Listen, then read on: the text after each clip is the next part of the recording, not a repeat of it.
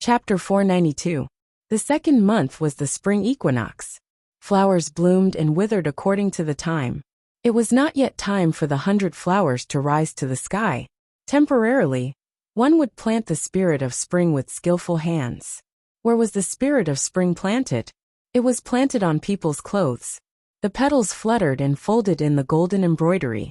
The day before, the Western embroidered cloth that the Empress had requested had finally entered the palace. No one knew how many bolts of cloth there were, but it had worked a number of eunuchs in the palace. The person who had brought the cloth in from outside the palace was Hongzhu. For a small matter like distributing it today, a small matter that required physical strength, he was too lazy to do it himself. He stayed in the main hall of the Eastern Palace and noticed that the crown prince was not there. As he carefully pulled out the brass pieces in the incense burner to prevent the incense from burning too quickly, he quietly ordered the serving girls to be more diligent and quickly spread out the 3 layers of cotton mattress, because the Empress would be reading in a moment. Before long, a wave of fragrant wind brushed past. The inner curtain was lifted.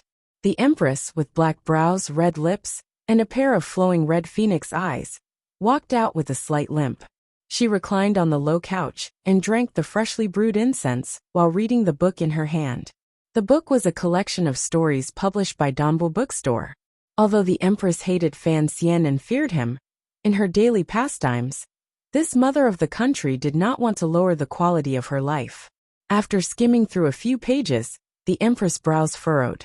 No one knew what she was thinking. At this moment, Hongzhu was behind the Empress massaging her back. That pair of exceptionally clean little fists gently and orderly smashed into the Empress's thin body. The Empress had always liked Hongzhu's playfulness and attentiveness to his service, particularly his skill at massaging her back. Today, she did not close her eyes to enjoy it as she usually did. Instead, she stared at the book in front of her in a daze. "What are you thinking about, Empress?" Hongzhu asked with a slight smile. Compared to these nobles, the eunuchs and serving girls in the palace were like ants in the mud. Thus, when normal people saw nobles like the Empress, they didn't even dare to breathe too loudly. They were timid and respectful, wishing they could pull back their hands and feet. However, Hongzhu had once received Fan Xian's teachings. He also felt that although these nobles seemed to have a high position and power, wore luxurious clothes and ate good food, and had nothing to be dissatisfied with, it was these nobles who easily felt that life in the palace was boring and lonely. They liked people to talk to them. Ever since Hongzhu had served in the royal study, he had been different from other eunuchs. He would not always lower his head, and never forget to act like a servant. Rather, other than being respectful, there was a hint of magnanimity in the way he handled matters. In fact, the reason was very simple. The nobles in the palace also needed to talk, but their status meant that they had no close friends to communicate with. If the little eunuch who had always been by their side didn't look so wretched and act so bashfully, they would feel much better. That was why Hongzhu was loved by so many nobles, including the Empress. The Empress seemed to be used to talking to Hongzhu. She sighed and said, "I was just thinking. I am tired of always being in the palace. Aunt has been a vegetarian and chanting scriptures these 2 days. I haven't had many opportunities to see her." Hongzhu smiled and said, "It is good for me to accompany you and talk for a while." He had to say that he was a slave, but he couldn't put on the appearance of a lowly slave. Otherwise, the master would only have the desire to slap him in the face when he saw the lowly slave, and would never have the thought of communicating with him. "What can you say? Why don't we do what we did a few days ago, and tell us about the days you spent wandering outside the palace when you were a child?" The Empress asked with interest. After Hongzhu's family was ruined by corrupt officials, he and his brother fled to Jiaozhou. In those years, who knew how much suffering they had suffered, and how many joys and sorrows of the human world? In terms of experience, he was much richer than these nobles who had grown up in noble families. Especially the secrets of the beggars, the rumors of the Jianghu, and the eating and playing of the common people. When they fell into the ears of the Empress, they seemed so fresh and interesting. Today, Hongzhu was telling a true joke he had heard on his wanderings. It had to do with the girls in the brothels. After all, he was in the royal palace, and the person listening to the story was the mother of the country. Thus, Hongzhu was particularly careful when he told the story, and didn't dare to say too many explicit words. As the Empress listened to this story, a ripple appeared in her eyes. She smiled slightly and felt that it was amusing. She quickly yawned to hide it. She was in front of Hongzhu, so he couldn't see. He just felt surprised that the Empress didn't stop him from continuing. After all, he was young. How could he know that no matter how sacred and inviolable a noble was, in reality, the things in their minds were no different from those of the women in the marketplace? After he finished the story, the Empress sighed and said, "The children of the common people do indeed have a hard time, but they can also see some different things." Hongzhu smiled awkwardly and said, "It's hard. What kind of person is the Empress?" Since childhood. This naturally led the topic to the Empress's childhood. For a moment, the Empress was lost in thought. She thought of the present emperor. When she was young, he was still that unsmiling cousin. It seemed that they had occasionally had happy times together. However, later on, how did it become like this? She immediately thought of the price her family had paid on that night when Jingdo bled with blood. Her emotions began to become unstable and gradually gained a sense of sorrow. Hongzhu carefully controlled his words. He used his peripheral vision to watch the frequency of the Empress's eyelashes blinking. He then turned the content of the conversation to the little playthings of the Empress in her childhood. At this moment, the Empress was warning herself in her heart. Furthermore, she couldn't tell a servant too much about herself. Hearing him change the topic, her heart relaxed, and she began to count like she was counting her family treasures. After countless twists and turns, Hongzhu finally succeeded in, without leaving a trace, making the Empress think of a piece of jade. A piece of jade that she had brought into the palace from her paternal family. The Empress gestured at the size of the jade and said with a smile, "The quality of that piece of jade is not bad. Of course, it can't compare to the tributes stored on Dong Mountain. However, it would still be a rare quality in a normal noble family." "Oh right.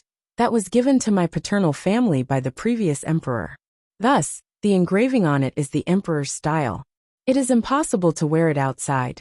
The Empress unintentionally pointed at her chest. Although she was wearing a thick winter coat, her fingers still sank into her ample bosom. Hongzhu gently swallowed and quietly said with a smile, "I don't think I've seen the Empress wear it in the palace. Although that jade pendant is quite warm, the water is too shallow. I used to wear it when I was a girl, but it doesn't suit me now." Hongzhu fawningly said, "Your Highness is a heavenly beauty, not less beautiful than before. What difference is there between you and a girl? No matter how shallow the water, it is still suitable." A stern look flashed in the Empress' eyes. She lowered her voice and shouted, "Your words are getting more and more impudent." Hongzhu's expression was filled with shock. He quickly slapped himself heavily in the mouth, but he still did not notice the trace of a satisfied smile at the corners of the Empress' lips, or the growing meaning in her eyes. Yesterday, the Empress had learned of the news of the embroidered cloth entering the palace. Naturally, she did not worry about such a small matter. Naturally, there were rules in the palace to send it to the various palaces. The Empress Dowager's side was the first, as well as the famous ladies in the palace. In the end, it was the eldest Princess Guangxin Palace. Although the Empress had never liked this sister-in-law, for the sake of her son, she had to be careful. At this time, the back room of the Eastern Palace was busy distributing the embroidered cloth. After Hongzhu served the Empress, he had nothing else to do. With nothing to do, he stood outside the door and stared at the slender serving girls busying about. His gaze swept across the serving girls' full and slightly perky buttocks. Suddenly he felt a pain in his waist. Turning his head to look, he saw a charming palace maid glaring at him hatefully. He couldn't help but scold in a low voice, "Xiao, you're crazy. There are so many people, and this is in the palace." This serving girl, who was brave enough to pinch the head eunuch in the Eastern Palace, was the Xiao that Fan Xian had once heard of. She was also the companion that Hongzhu had found in the loneliness of the palace. Xiao bit her lower lip and muttered, "Where are your eyes looking? You also know this is in the palace." Hongzhu chuckled and said a few words of comfort. He thought to himself, as a eunuch, He could only use his eyes and fingers to satisfy his cravings. What was there to be jealous about? He didn't think much of it. However, he suddenly thought of something and asked curiously, "What are you doing here?" His heart suddenly jumped. Lowering his voice, he said, "Don't tell me she wants you to go to the various palaces to deliver embroidered cloth?" Xiao looked curiously at his nervous expression and said with slight surprise, "No, I don't know what happened today." But the Empress suddenly remembered a small object that she hadn't used in a long time, and wanted me to go into the side room to look for it. Hangzhu's mood relaxed slightly. He carefully asked, "What object is it?" "A light green jade," Xiao pouted. "I don't know who was the one who talked too much and made the Empress think of this thing. It's something that hasn't been used in many years. How could she find it in such a short time? If she can't find it, how will she explain it to the Empress?" Hangzhu was overjoyed. He knew that what he said earlier had finally had an effect. The Empress had finally remembered to find that piece of jade. At this moment, a serving girl covered her mouth and laughed as she walked past the two of them. Xiao angrily said, "What are you laughing at?" The serving girl stuck out her tongue and said, "Only you guys can laugh, but I can't." The Qing Kingdom's kingdom was actually not as bright and grand as the common people imagined, but it was also not as dark and terrifying as the novels made it out to be. Particularly in the Eastern Palace, the Empress was well aware of her weakness and helplessness, so she purposefully put effort into these details. She was relatively gentle toward the serving girls and eunuchs, and not very strict with the emperor. She had the intention of building a good relationship. Hangzhu was also someone who was used to being careful. Even though he had become the head eunuch, he was not very bossy toward the people below him. That was why the serving girl dared to joke around with the two of them. "Where are you going?"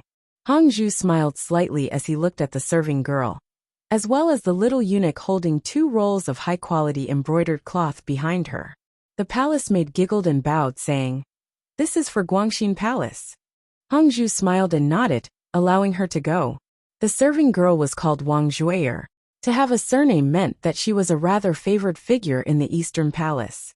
She brought 2 little eunuchs to Guangxin Palace. Knowing the eldest princess's habits, she waved her hand and had the 2 little eunuchs wait outside while she laboriously carried the embroidered cloth in. Naturally, there were eldest princess serving girls in the palace to receive it. Since it was someone representing the Empress, the eldest princess casually said a few words to the serving girl, asked after the Empress, and sent her out.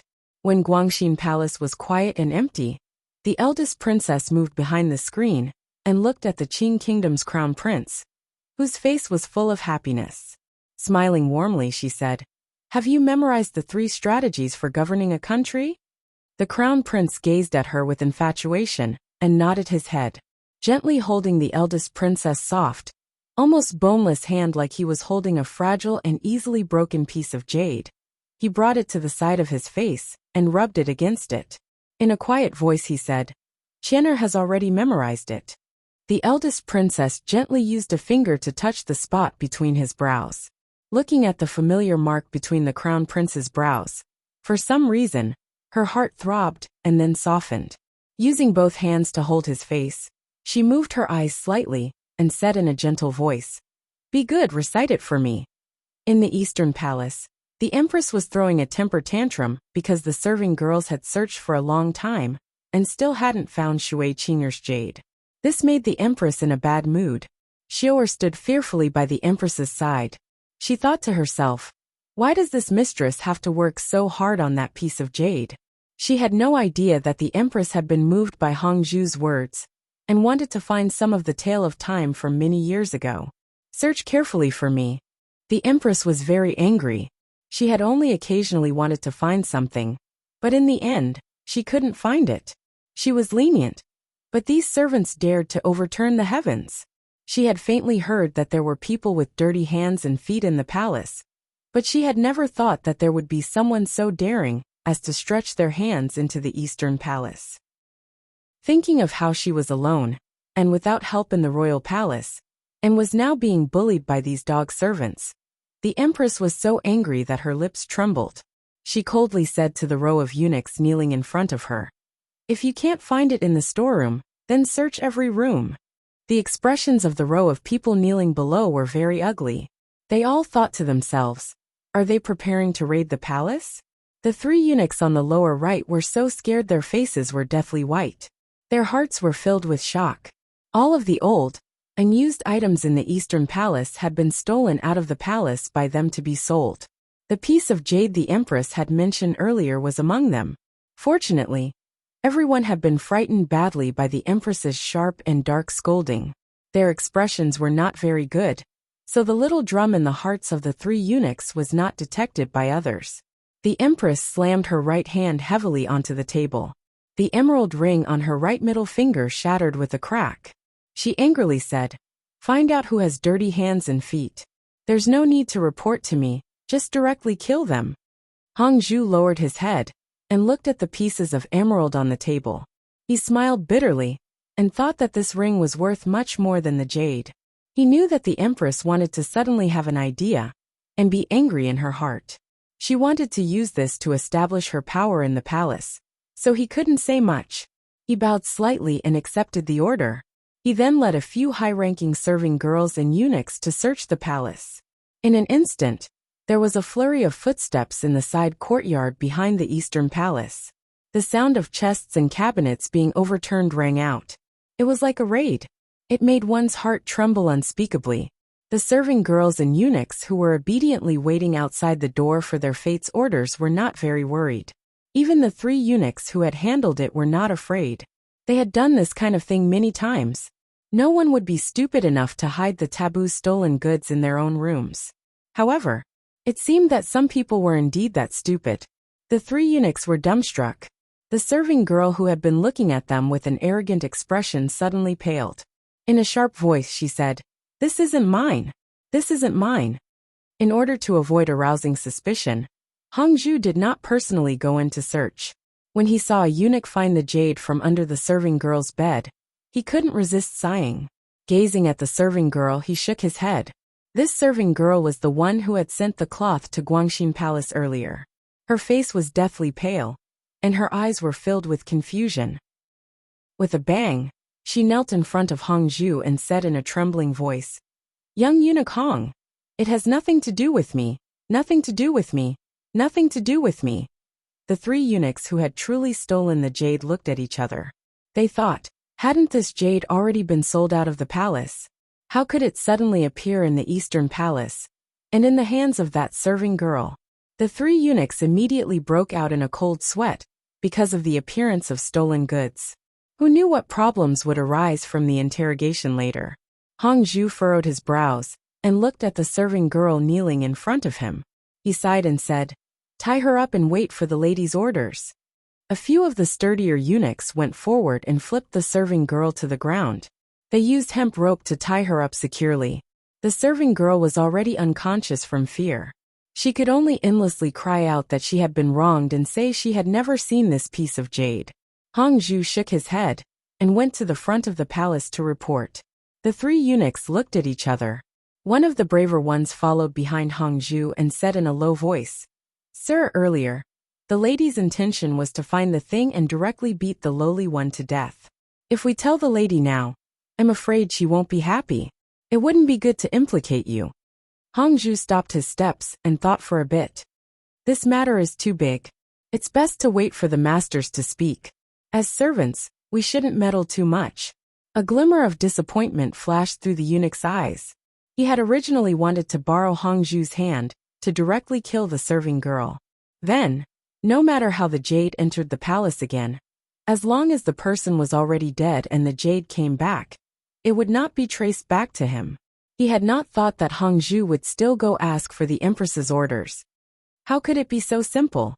Hongzhu smiled coldly and glanced at him.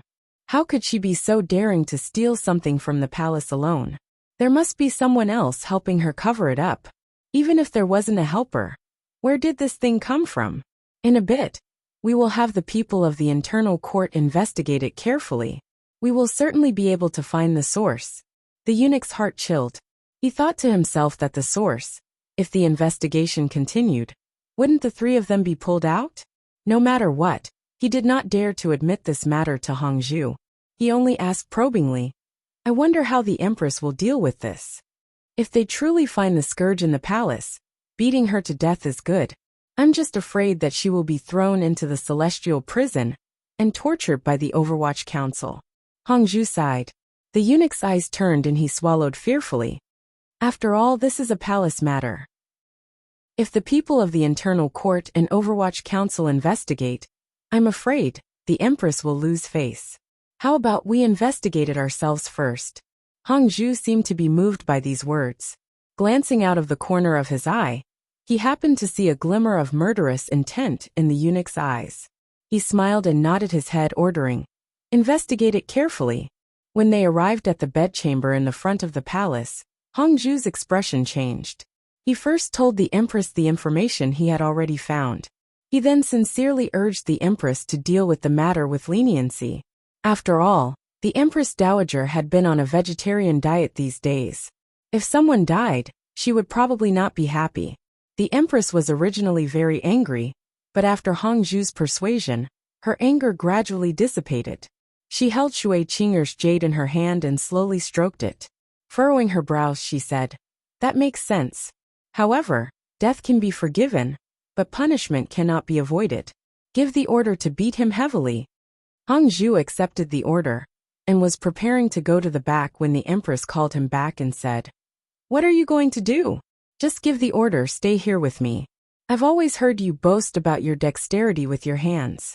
Weave a golden thread to tie this piece of jade together. The Empress's expression was calm. No emotion could be heard from her. Hongzhu was secretly happy. He thought to himself that if he was asked to lead the investigation, who knew if he would be dragged into it? After an indeterminable amount of time, a eunuch knelt outside the palace with an ugly expression. Hongzhu furrowed his brows and went over to listen to him say something. His expression also became ugly. He moved closer to the Empress's ear and quietly said a few words. The Empress's beautiful brows furrowed and she said with disgust, how inauspicious. It's fine if you can't take a beating, but at least you have some sense of shame and know to commit suicide to be clean. This mother of the nation casually said, have Jingle Hall drag it away and burn it. Hongzhu's heart trembled slightly. He knew that in the eyes of these nobles, servants like him were only objects to be ordered around and toyed with.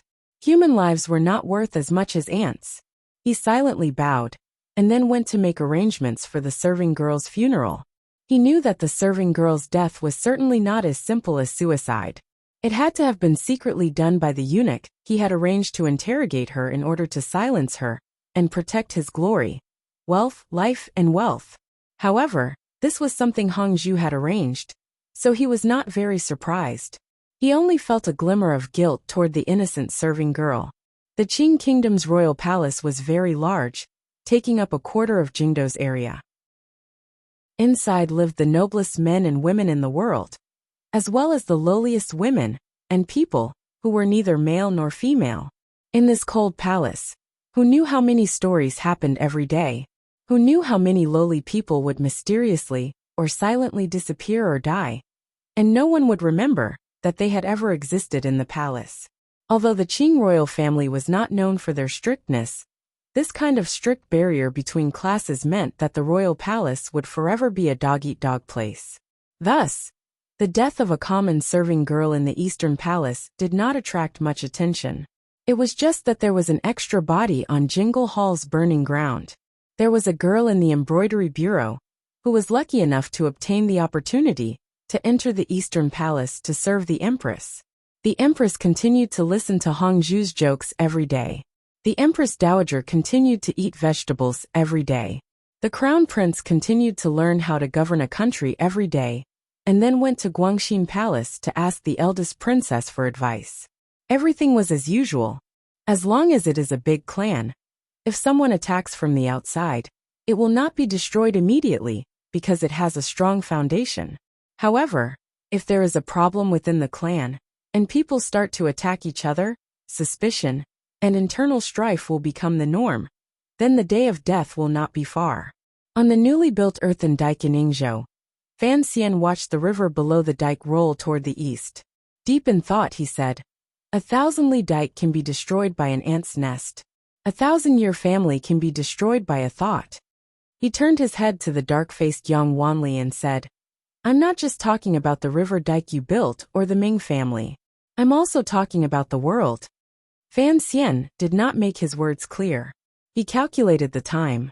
Today should be the day the serving girl died. After a few more days, when the rumors spread and the emperor noticed the strange death of the serving girl in the Eastern Palace, given his suspicious nature, he would certainly find many problems. The tranquility and harmony of the royal family on the surface might cause an unexpected upheaval because of the death of that palace maid. I'm seriously asking for your monthly votes here. In a few hours, the doubling of the monthly votes will end, and the friends behind me have narrowed the gap by 600 votes in one night. I'm feeling a little tight. I want to be in the top 3 this month, and these few hours will play a very important role. So please throw the votes in your hands over to me, and tamp down the soil and stones. Thank you, thank you. Chapter 493. Yang Wanli glanced at Fan Xian beside him and said, Teacher, the Jiangnan matter has been settled. You don't have to worry too much. His words were spoken with sincerity and sincerity. Yang Wanli had experienced more than half a year of wind and rain on the river embankment, and wrangling and shirking in the river transport governor's yamen. He had long gradually understood the true meaning of being an official, and the difficulties of the people's lives. As an official, if they wanted to work for the people and share the burdens of the court, they had to have power and money in their hands. Otherwise, they couldn't do anything. Because Yang Wanli had Fan Xian as a backer, no superior in the Ministry of Works dared to order him around. Although the river transport governor's yamen was still a mess, he had the power to directly take silver from the palace treasury. Thus, in this area, no one could create obstacles for him. He was no longer the pure young man who dared to make a ruckus at his students with a wave of his sleeves. Every time he thought of this, he deeply admired the lesson his teacher had taught him by West Lake in Hangzhou. At this moment, the endless river embankment beneath their feet was Yang Wanli's achievements in this 1 year. Every time he looked at the square stones and yellow earth, and the tamed river water below the embankment, his heart was always filled with fulfillment and pride. The patched clothes on his body, and his dark face, all became a symbol of glory.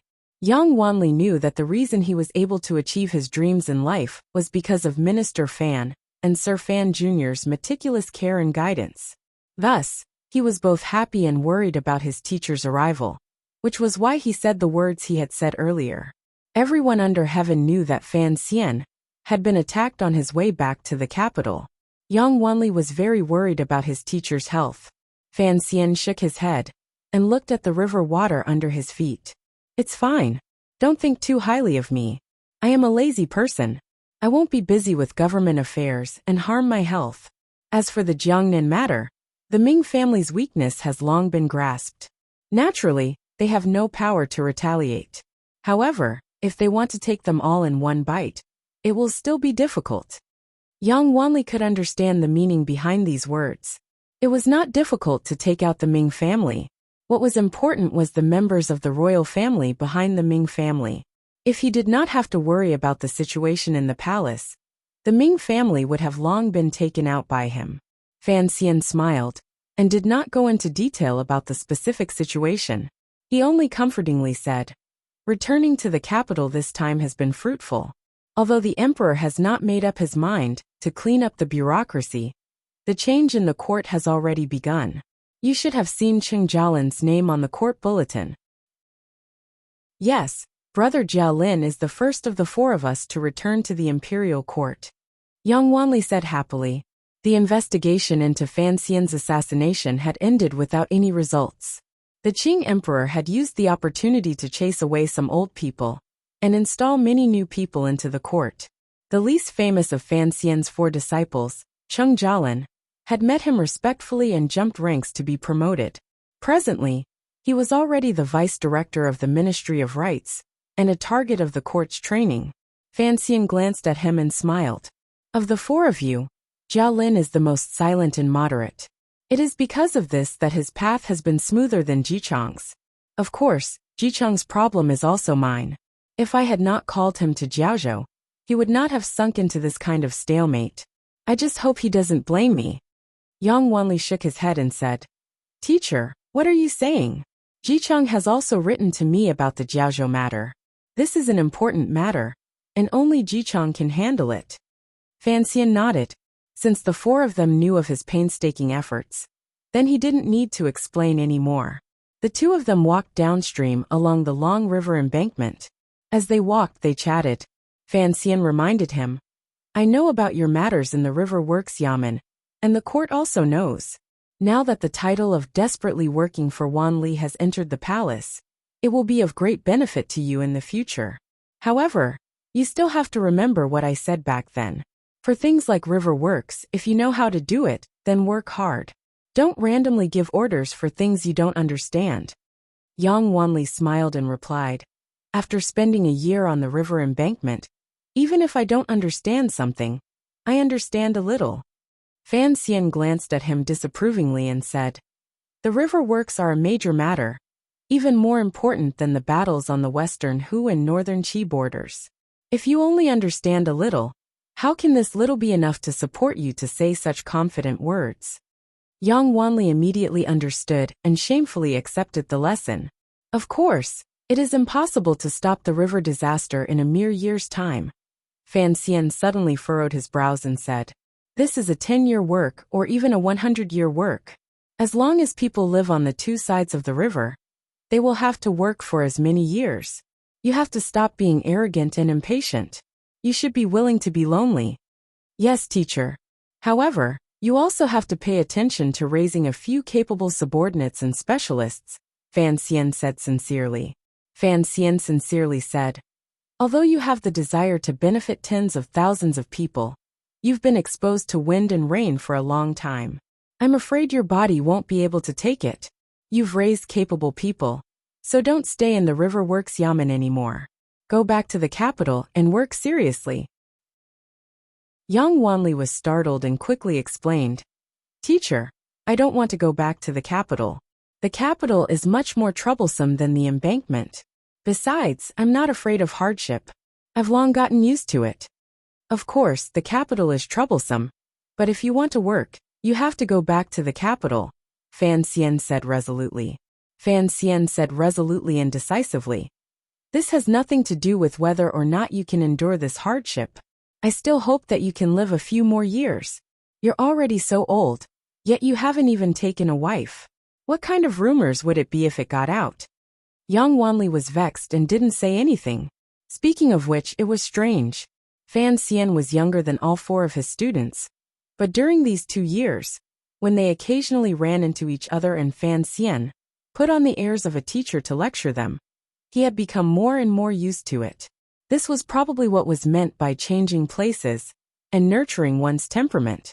In the next few days, Fan Xian continued to linger in Yingzhou. Most of the time, he was on the river embankment pointing and discussing with Yang Wanli. However, he could not avoid being invited to a banquet by the River Works Governor's Yamen. Fan Xian could refuse a normal local official, but this time, the River Works Governor had personally come to invite him to a banquet. This kind of face was rare.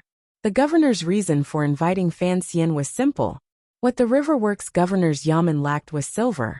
Fan Xian was in charge of the palace treasury and had plenty of silver.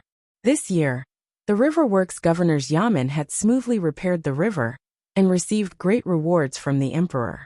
It was because Fan Xian, both openly and secretly, had invested great enthusiasm and countless silver into this yamen. The governor could not help but be endlessly grateful for this kind of favor. What Yang Wanli found strange was why his teacher had remained in Yingzhou. Of course, the imperial envoy of Jiangnan Road could inspect the construction of the embankment. Looking at Fan Xian's appearance, he was prepared to stay for half a month. Teacher, are you not going to Suzhou? One day, Yang Wanli gathered his courage and asked. There's no rush. I'll wait a bit longer. Fan Xian smiled. Jingdou was in the north, and Suzhou was in the east. He sat steadily in Yingzhou, coldly watching what was about to happen in the two places. It was like a porter carrying 2 loads of thorny fruits. He just happened to place the carrying pole on his shoulder to support the weight, But he was not worried about the thorny fruits piercing his thigh. He was waiting for the Suzhou matter to first enter the main topic, and then for the Jingdou matter to explode. Yingzhou was the best place to watch the show.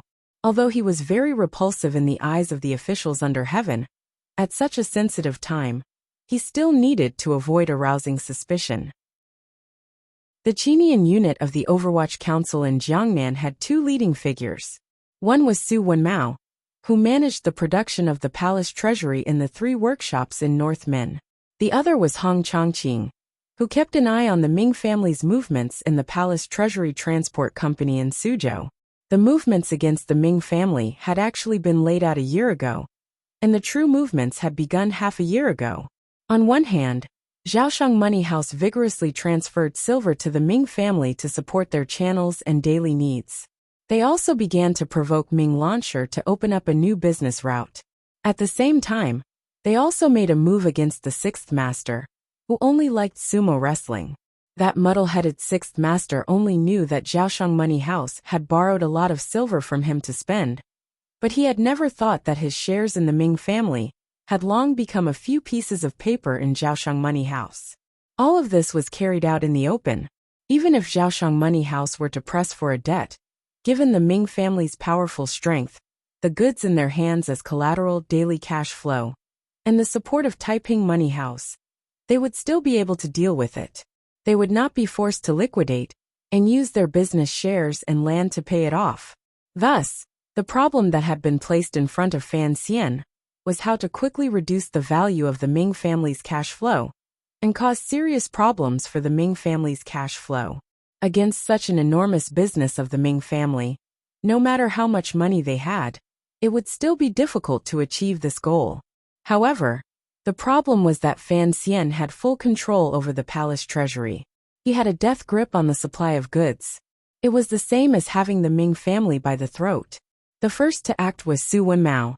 With the full cooperation of the deputy of the palace treasury transport envoy, Ren Shaoan's cousin, and the skillful arrangements of a few old shopkeepers in Qingyu Hall, the production of the 3 large workshops in the palace treasury had gradually and steadily increased since the end of last summer. The quality had also increased greatly. With more goods sold, there would naturally be more to eat.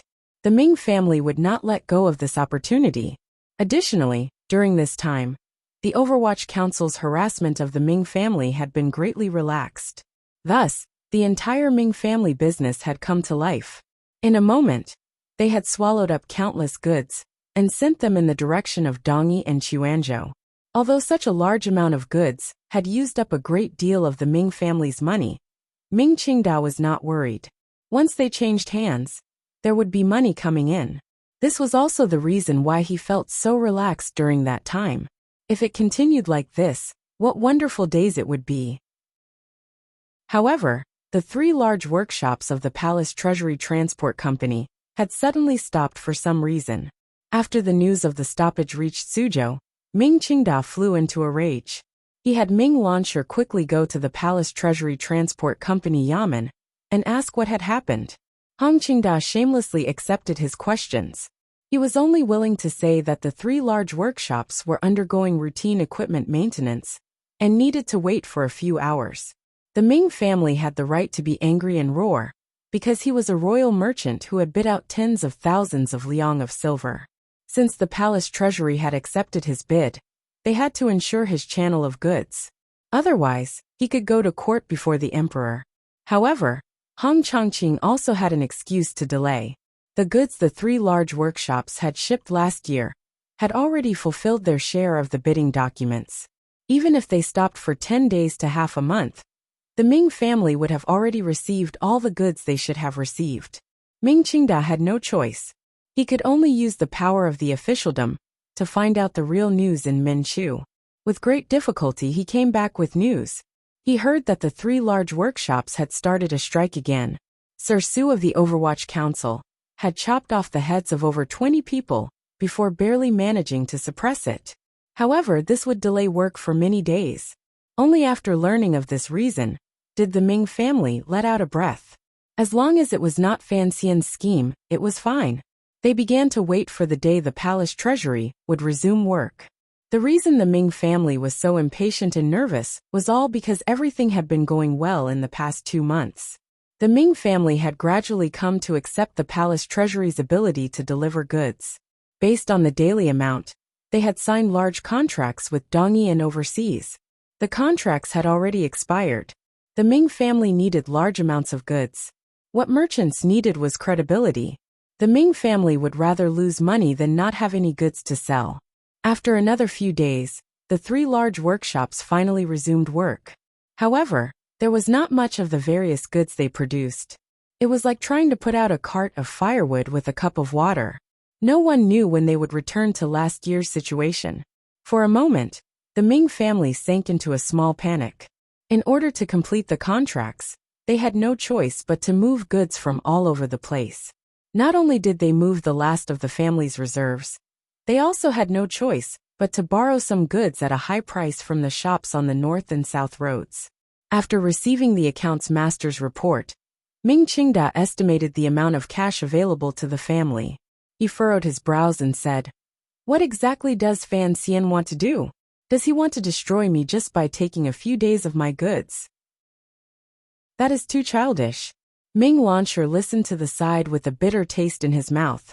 These few days, he had secretly moved a sum of silver from Zhaoshang Money House in preparation to participate in the illicit salt business.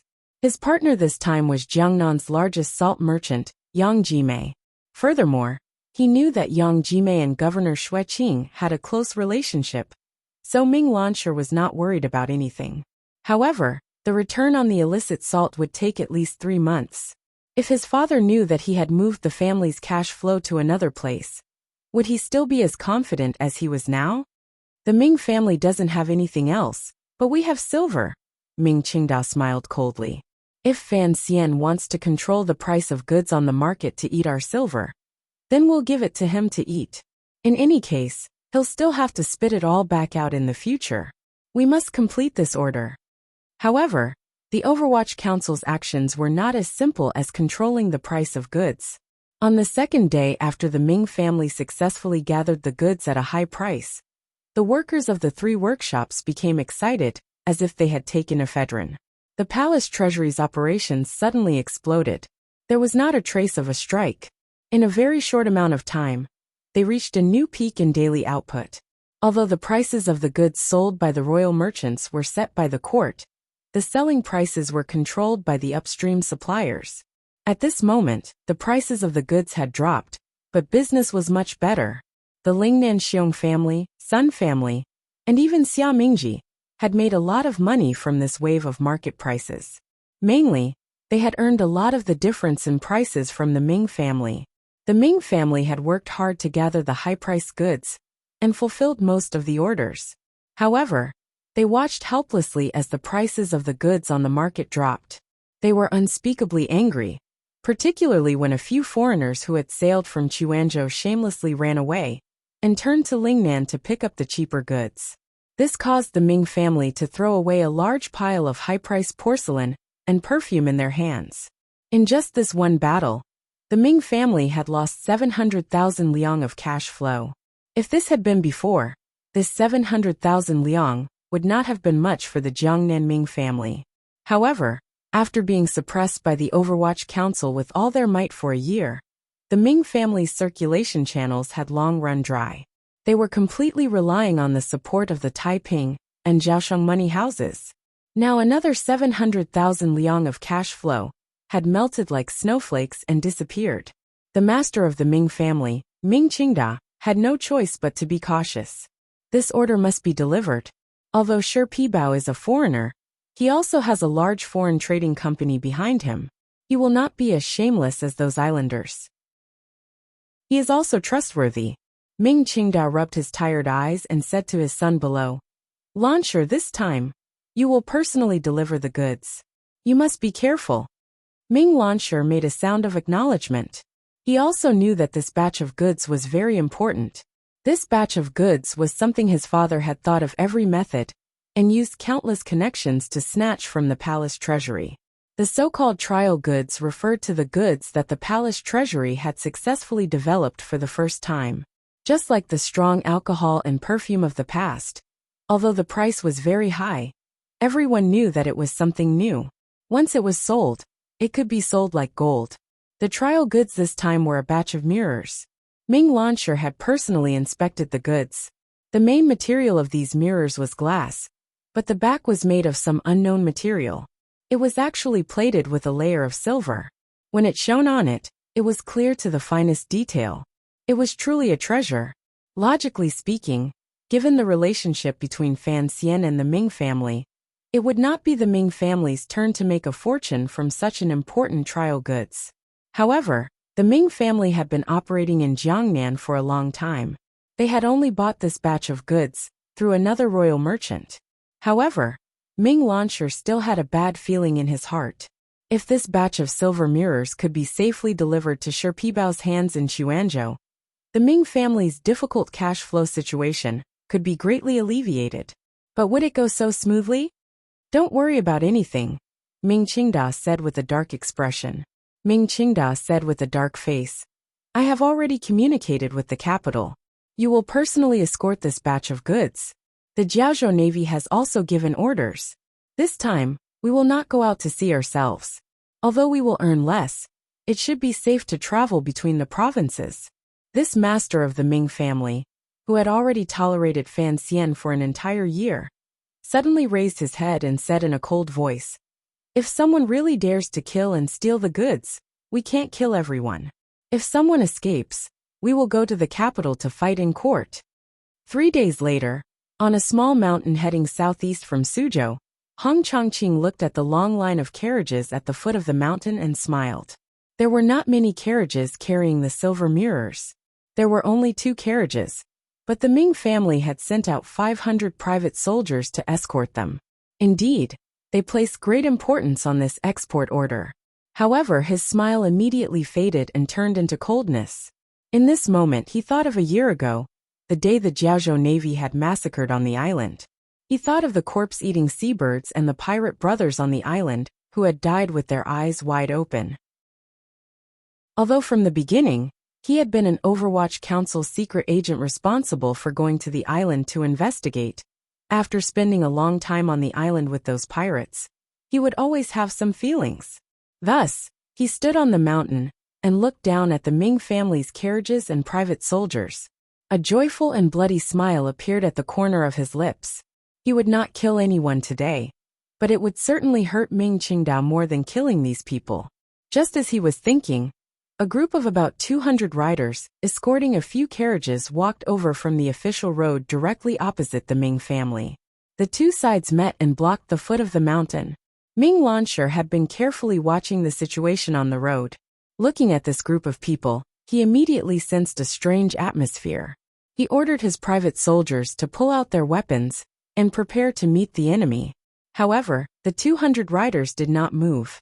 They only coldly brushed past the Ming family carriages. Although these riders were standing on their horses, a cold and stern aura emanated from their bodies. It made the Ming family's private soldiers afraid to move rashly. Just as the 2 carriages merged into 2 lines, the side compartments of the carriages escorted by the 200 riders suddenly broke. The carriages escorted by 200 riders suddenly had their sides broken. Everything inside spilled out and crashed onto the carriage the Ming family used to store the silver mirrors. If it was normal goods, what was there to be afraid of? The problem was the things that smashed onto the carriages holding the silver mirrors were rolling stones, very heavy and angular rolling stones. No one dared to use their bodies to block it, not even the Ming family's private soldiers with strict orders. After a few muffled booms, there came countless fine shattering sounds. Ming Launcher screamed and quickly dismounted from his horse to check. He saw that most of the 100 or so silver mirrors had been crushed into shards of shining lenses. Although they still reflected an enchanting light, the official road at the foot of the mountain immediately descended into chaos. Countless people pulled out their weapons. The 2 sides faced each other. A great battle was about to break out at any moment. Ming Launcher's vision darkened. He immediately knew it was over. He turned his head fiercely and stared at the leader of the 200 riders.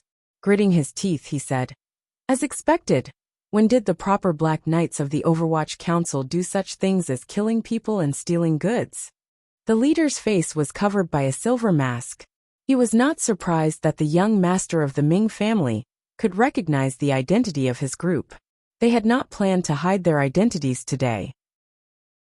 Jing Ge, the deputy commander of the Black Knights of the Overwatch Council, gazed at Ming Launcher and coldly said, "I did not kill anyone or steal goods.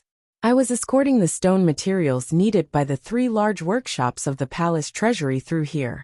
You civilian merchants dared to block the way. The road is narrow and unfortunately overturned. Both sides have suffered losses. I don't want you to compensate. Don't make a ruckus. If you anger my fierce nature, I'll take your heads carefully." Ming Launcher's gaze was slightly dim. He looked at the Black Knights, who seemed eager to try, covered in a bloody aura. He forcefully pushed down the anger in his chest. He only felt the taste of blood in his throat. With wide eyes, he said in pain and absent-mindedness, "Overturned? How could a carriage overturn so accurately in this world? Both sides suffered losses? No matter how your stone was overturned, it would not lose a corner, while mine was a fragile silver mirror." Chapter 494. In the quiet valley, there was a stifling and panic, but no one dared to make a move. Of course, Ming Launcher knew that this was something Fan Xian had arranged. It had been so from the beginning, but he didn't understand. After all, the other party was an official of the court. How could he do such a shameless thing? Faced with such a terrifying cavalry, Ming Launcher didn't want to fight it out with the other party and throw away his life. However, the shattered pieces on the ground filled his mind with anger. "I'm going to Jingdo to fight a lawsuit," Ming Launcher cursed in a sharp voice. "Whatever, I won't keep you company." Jingge coldly threw down these words and led his troops away. Before he left, he didn't forget to lift the heavy stone wheel back onto the carriage, leaving behind Ming Launcher, who wanted to cry but had no tears, the dumbstruck Ming family private soldiers, and a large pile of sparkling glass shards scattered on the ground. In the past, the Ming family had secretly raised pirates and colluded with the Jiazhou Navy to steal ships and goods in the East Sea. They killed people like flies and harmed countless lives. They had forcefully stolen countless goods from the court. Now Fan Xian had done the opposite. He did not act on the sea but on land. He did not harm the Ming family's lives, nor did he steal their goods. He only destroyed everything, so that the Ming family could not cry even if they wanted to. The cycle of nature was fair and just. It should be like this. The matter was not over yet. Wearing official robes, Hong Chongqing coughed and walked down the mountain to Ming Launcher's side. Smiling slightly, he said, "Greetings, young Master Ming." "Sir Hong." Ming Launcher was already numb. He was not surprised to see Fan Xian's trusted aide. He just didn't know what he wanted to say to him. "My original name was Qinghua. So I was also a brother on that island." Hong Chongqing moved closer to Ming Launcher's ear and said coldly and ruthlessly through gritted teeth, "These worthless pieces of glass are my thanks to you on behalf of Brother Mengzi, Sister Lan Hua, and the hundreds of brothers who died on the island. Don't tell me you've forgotten Sister Lan Hua, right? She was your favorite concubine." After Hong Chongqing said this, his chest was filled with the pleasure of revenge. In a loud voice he said, "Thank you." Laughing loudly, Hong Chongqing left confidently, leaving behind Ming Launcher with an ashen face and a shocked expression. He looked at his hands in astonishment. It was as if he had just remembered that he had once used these hands to end the life of a woman who was infatuated with him. The news traveled back to Ming Garden outside Suzhou. Ming Qingdao's right hand trembled. The fine porcelain bowl in his hand fell to the ground with a crash and shattered into countless pieces. However, he did not feel any pain, because the crisp sound of the silver mirrors shattering into pieces had already made his heart ache so much that he could not feel it anymore. This old man suddenly felt that his heart, like the porcelain bowl on the ground, had shattered into countless pieces. "Lawsuit? I'm not afraid." He's even less afraid of a lawsuit before the emperor. Who will he find to fight for him? After enjoying himself in Yingzhou for half a month, Fan Xian waited for Wang Qinian. He finally got on the carriage and continued on toward Hangzhou. The news from the Overwatch Council had long arrived. Fan Xian raised his eyebrows. He found it funny and happy. Although he had also been able to summon wind and rain last year in Jiangnan, he had always been depressed and delayed by Ming Qingda, that old fox. Now that Jingdo was at peace, he could play with the other party in the palm of his hand. It was truly a very happy matter. He had only given a general plan, but the people carrying it out were the people below him.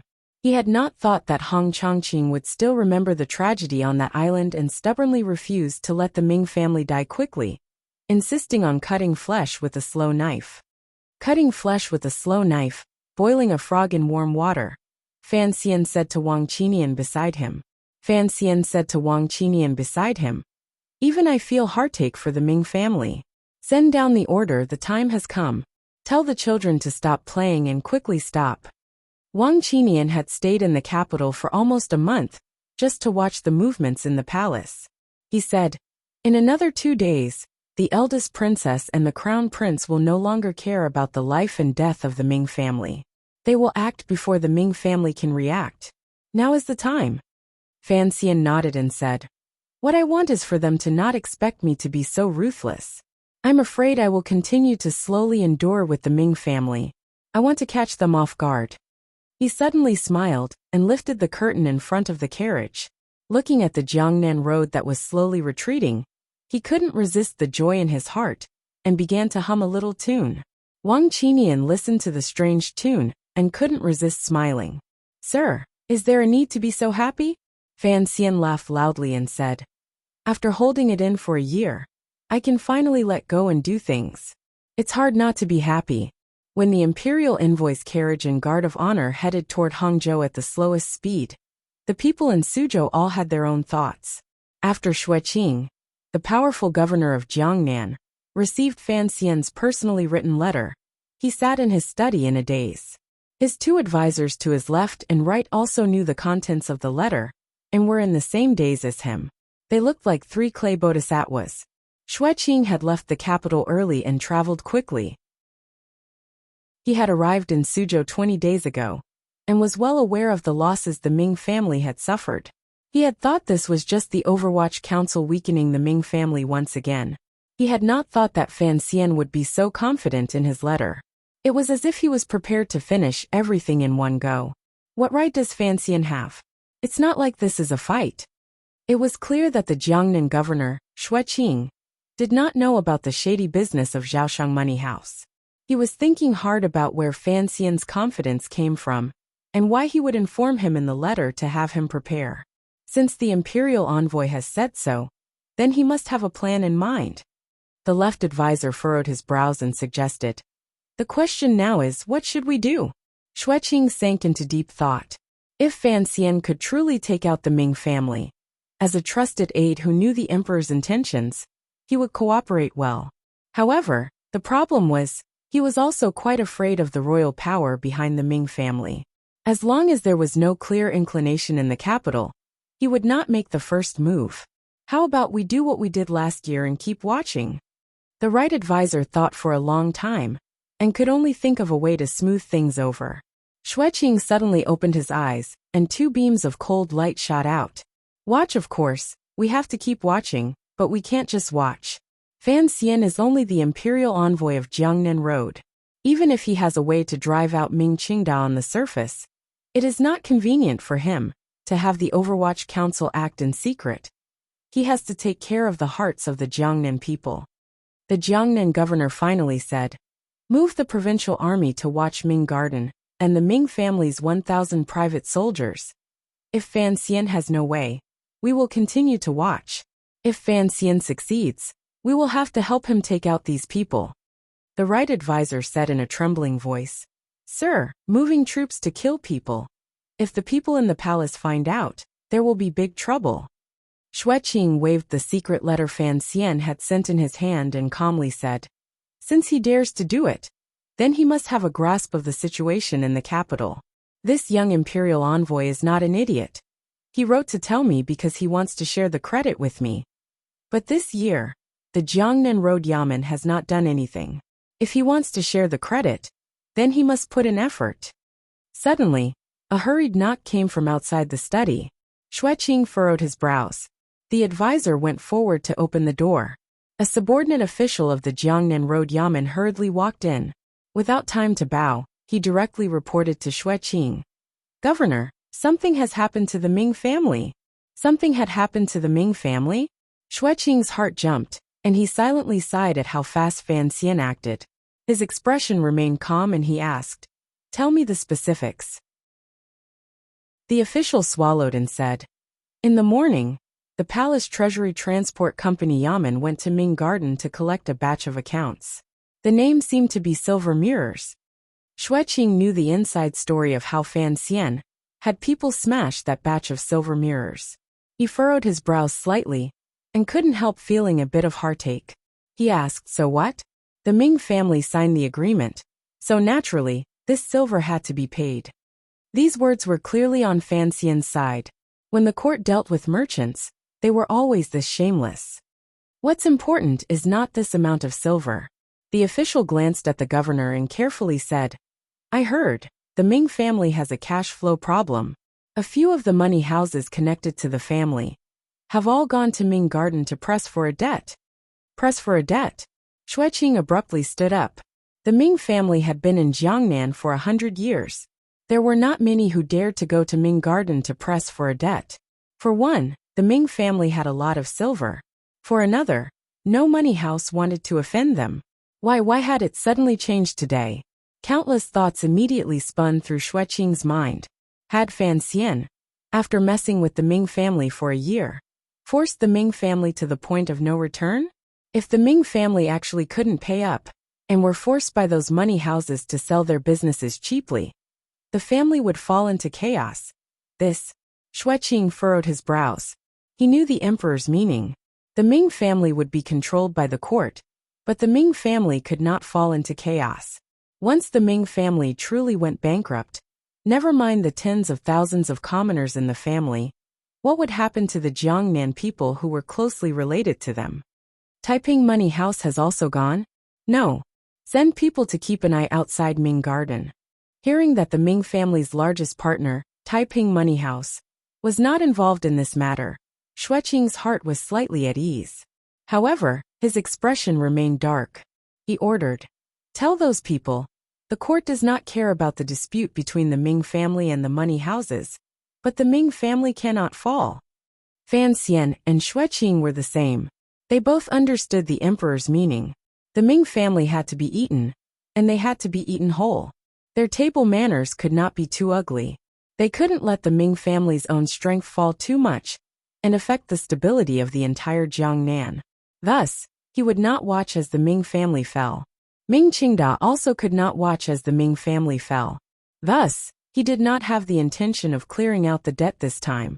He only wanted to obtain some great benefits. The reason why a few money houses went to Ming Garden together to ask for money was purely because Fan Xian still held on to a glimmer of hope to be able to hide the master behind Zhaosheng Money House.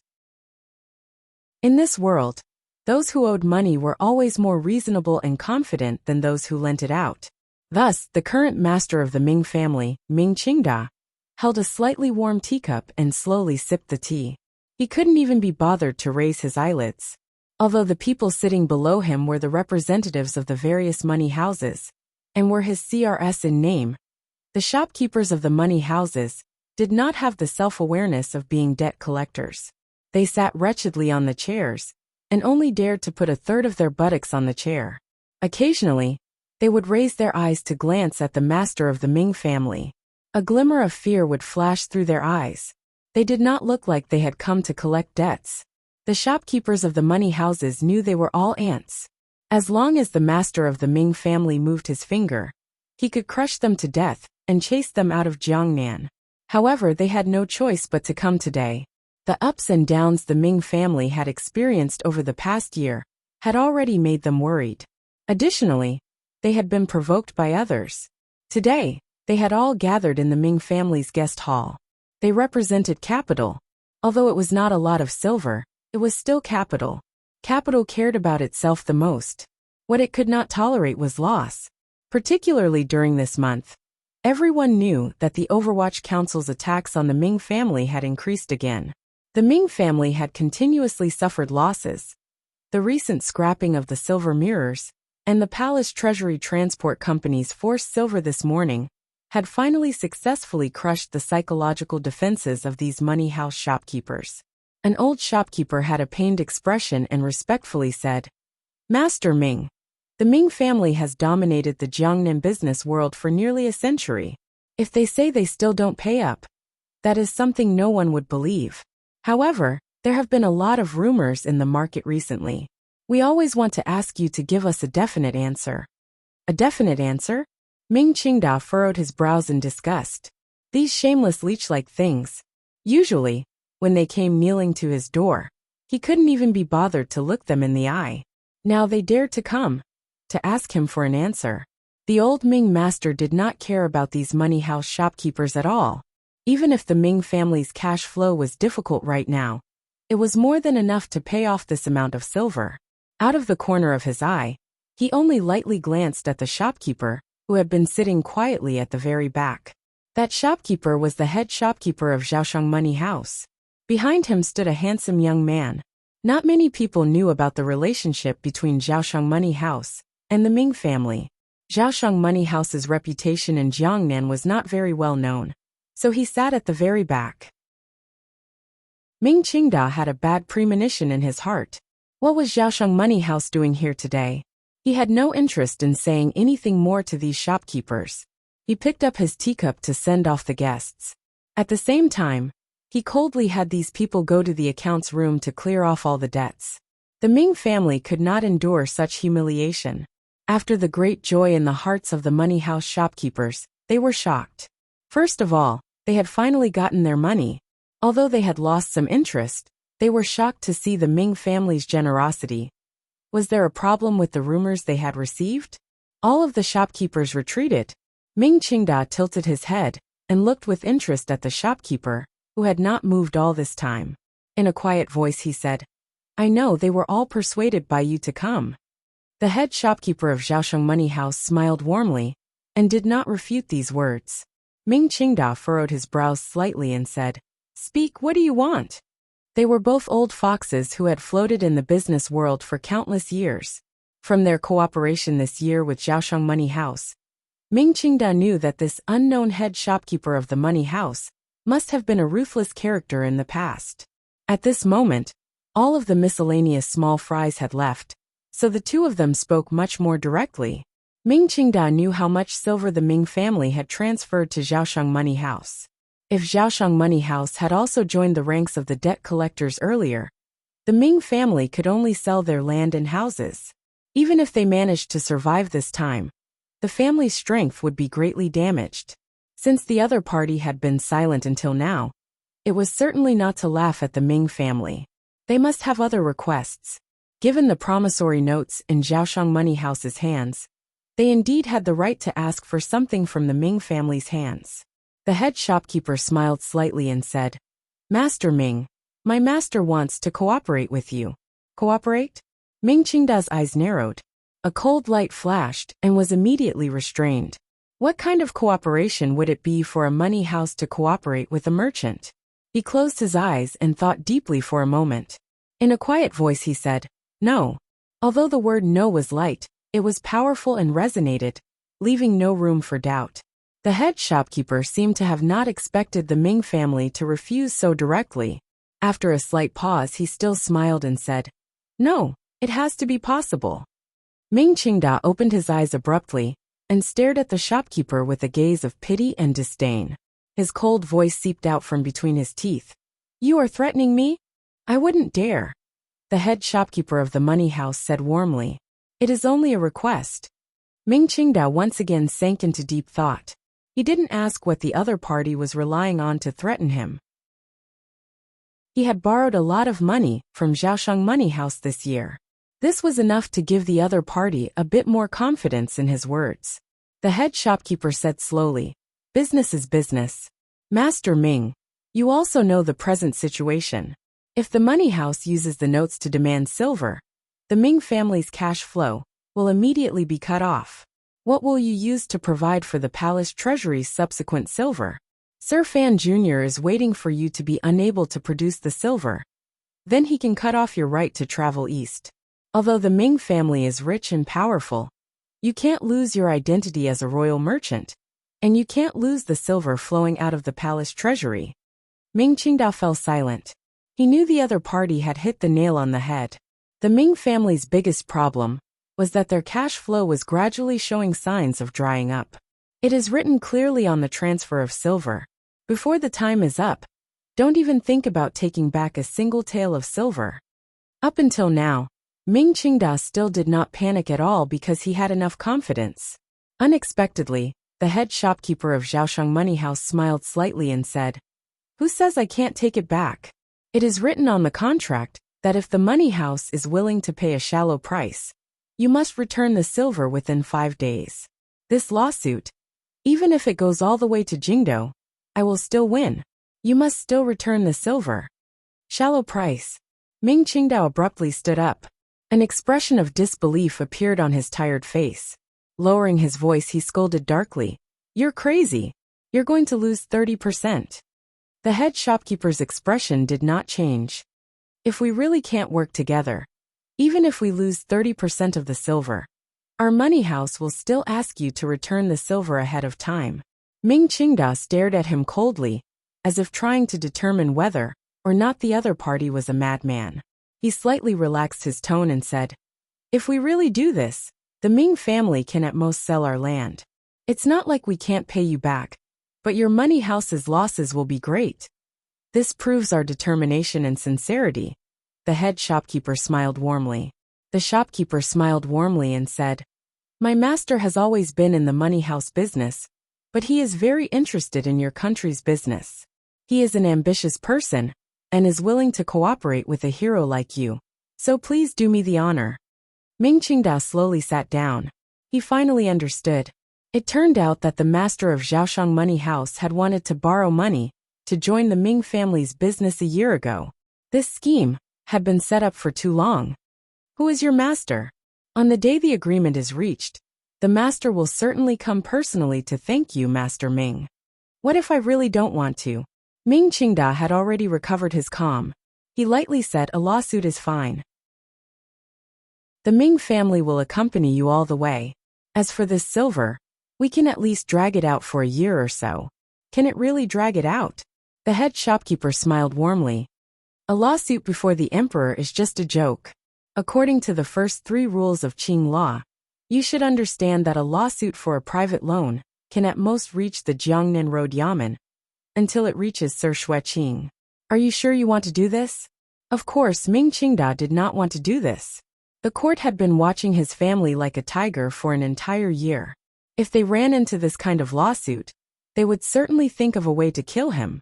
He had not thought that Zhaoshang Money House had already calculated all the escape routes and understood the conflict between the Qing court and the merchants so clearly.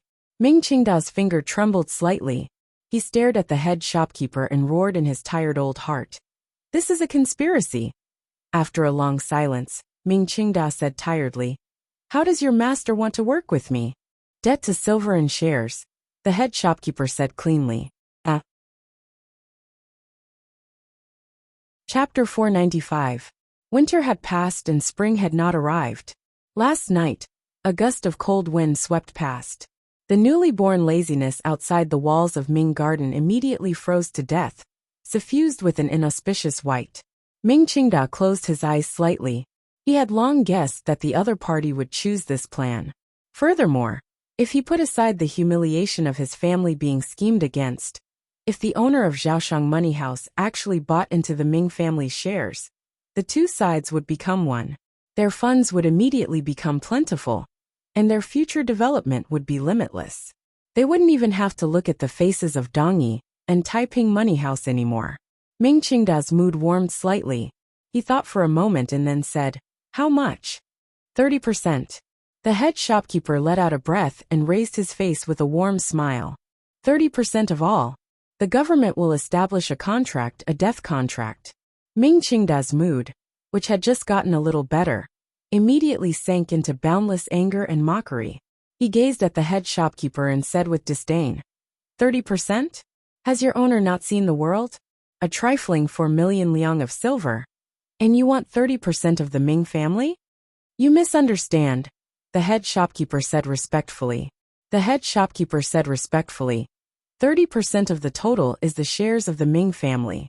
The total does not include the shares of the nobles in the court. Although my master is ambitious, he does not have such a large appetite and courage. Ming Qingda laughed coldly.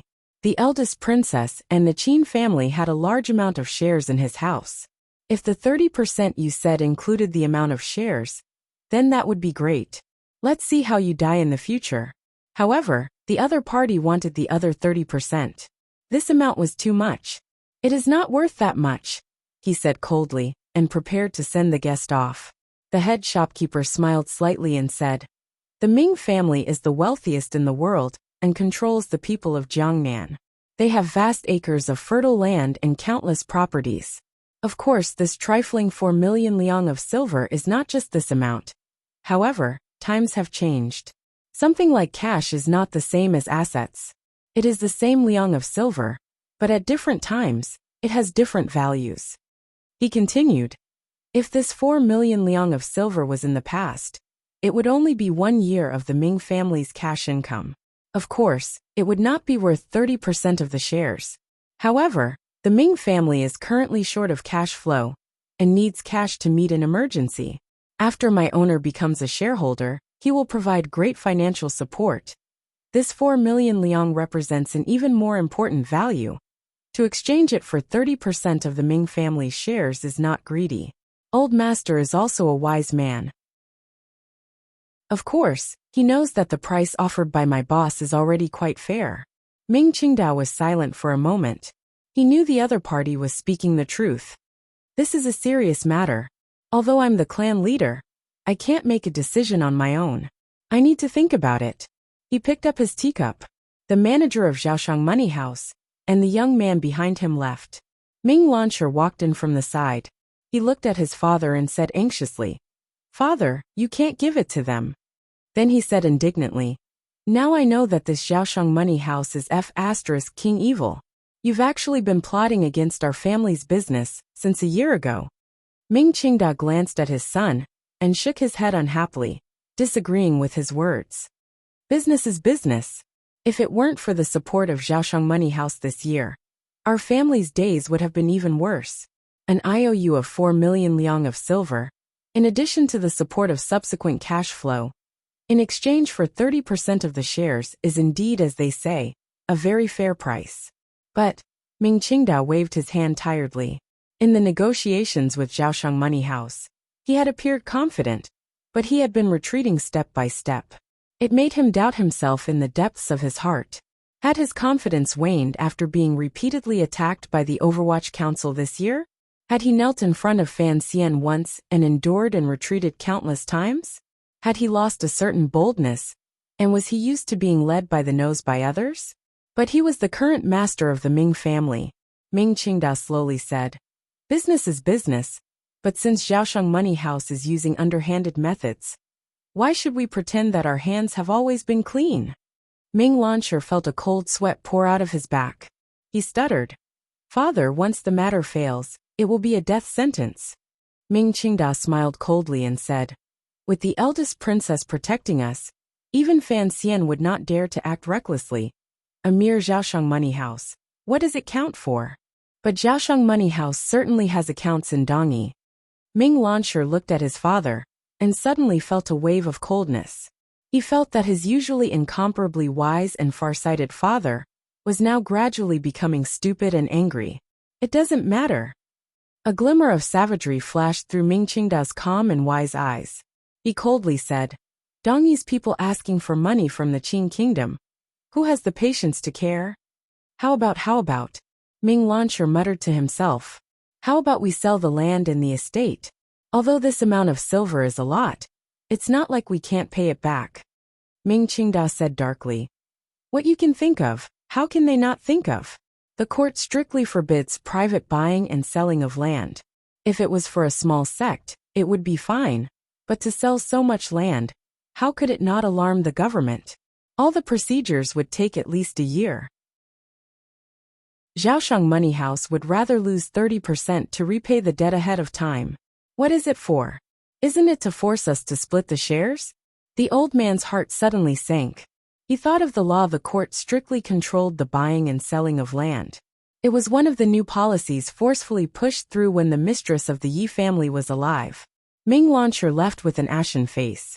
He guessed what his father would do, but he didn't know how. He only knew that his father had finally lost his reason, under the pressure of the Ming family, facing a storm this year. Although he still maintained a thread of clarity with great difficulty, and thought it was better to work with Zhaoshang Money House, he did not dare open his mouth to persuade him to do anything, because of the matter he had kept hidden. That night, on the bluestone street of Suzhou City, there were suddenly some rustling sounds. It was as if rats that had been trapped in their holes for a long time in winter had suddenly smelled the fragrance of delicious pastries, borrowing the cover of the night to come out of their nests. However, there were only 3 rats. 3 aces wearing black night-walking clothes easily broke through the defenses of Zhaoshang Money House and killed their way into the back hall. The security of the money house had always been tight. Additionally, with Zhaoshang Money House's identity behind the scenes, they had secretly invited a number of Jianghu aces. However, this kind of defensive power could not stop the thunderous attack of the 3 night walkers. From this, it could be seen just how powerful these 3 night walkers were. The most terrifying thing was the long sword in the attacker's hands. The sword seemed to be imprinted with some kind of magic. It broke through the air without a sound, and the sword did not return. It pierced forward like the anger of the 9 heavens had descended. Its momentum was indomitable and never looked back. In a moment, it left behind a dozen bodies in the back of the money house, and a pool of blood on the ground. No one had the time to scream or cry for help.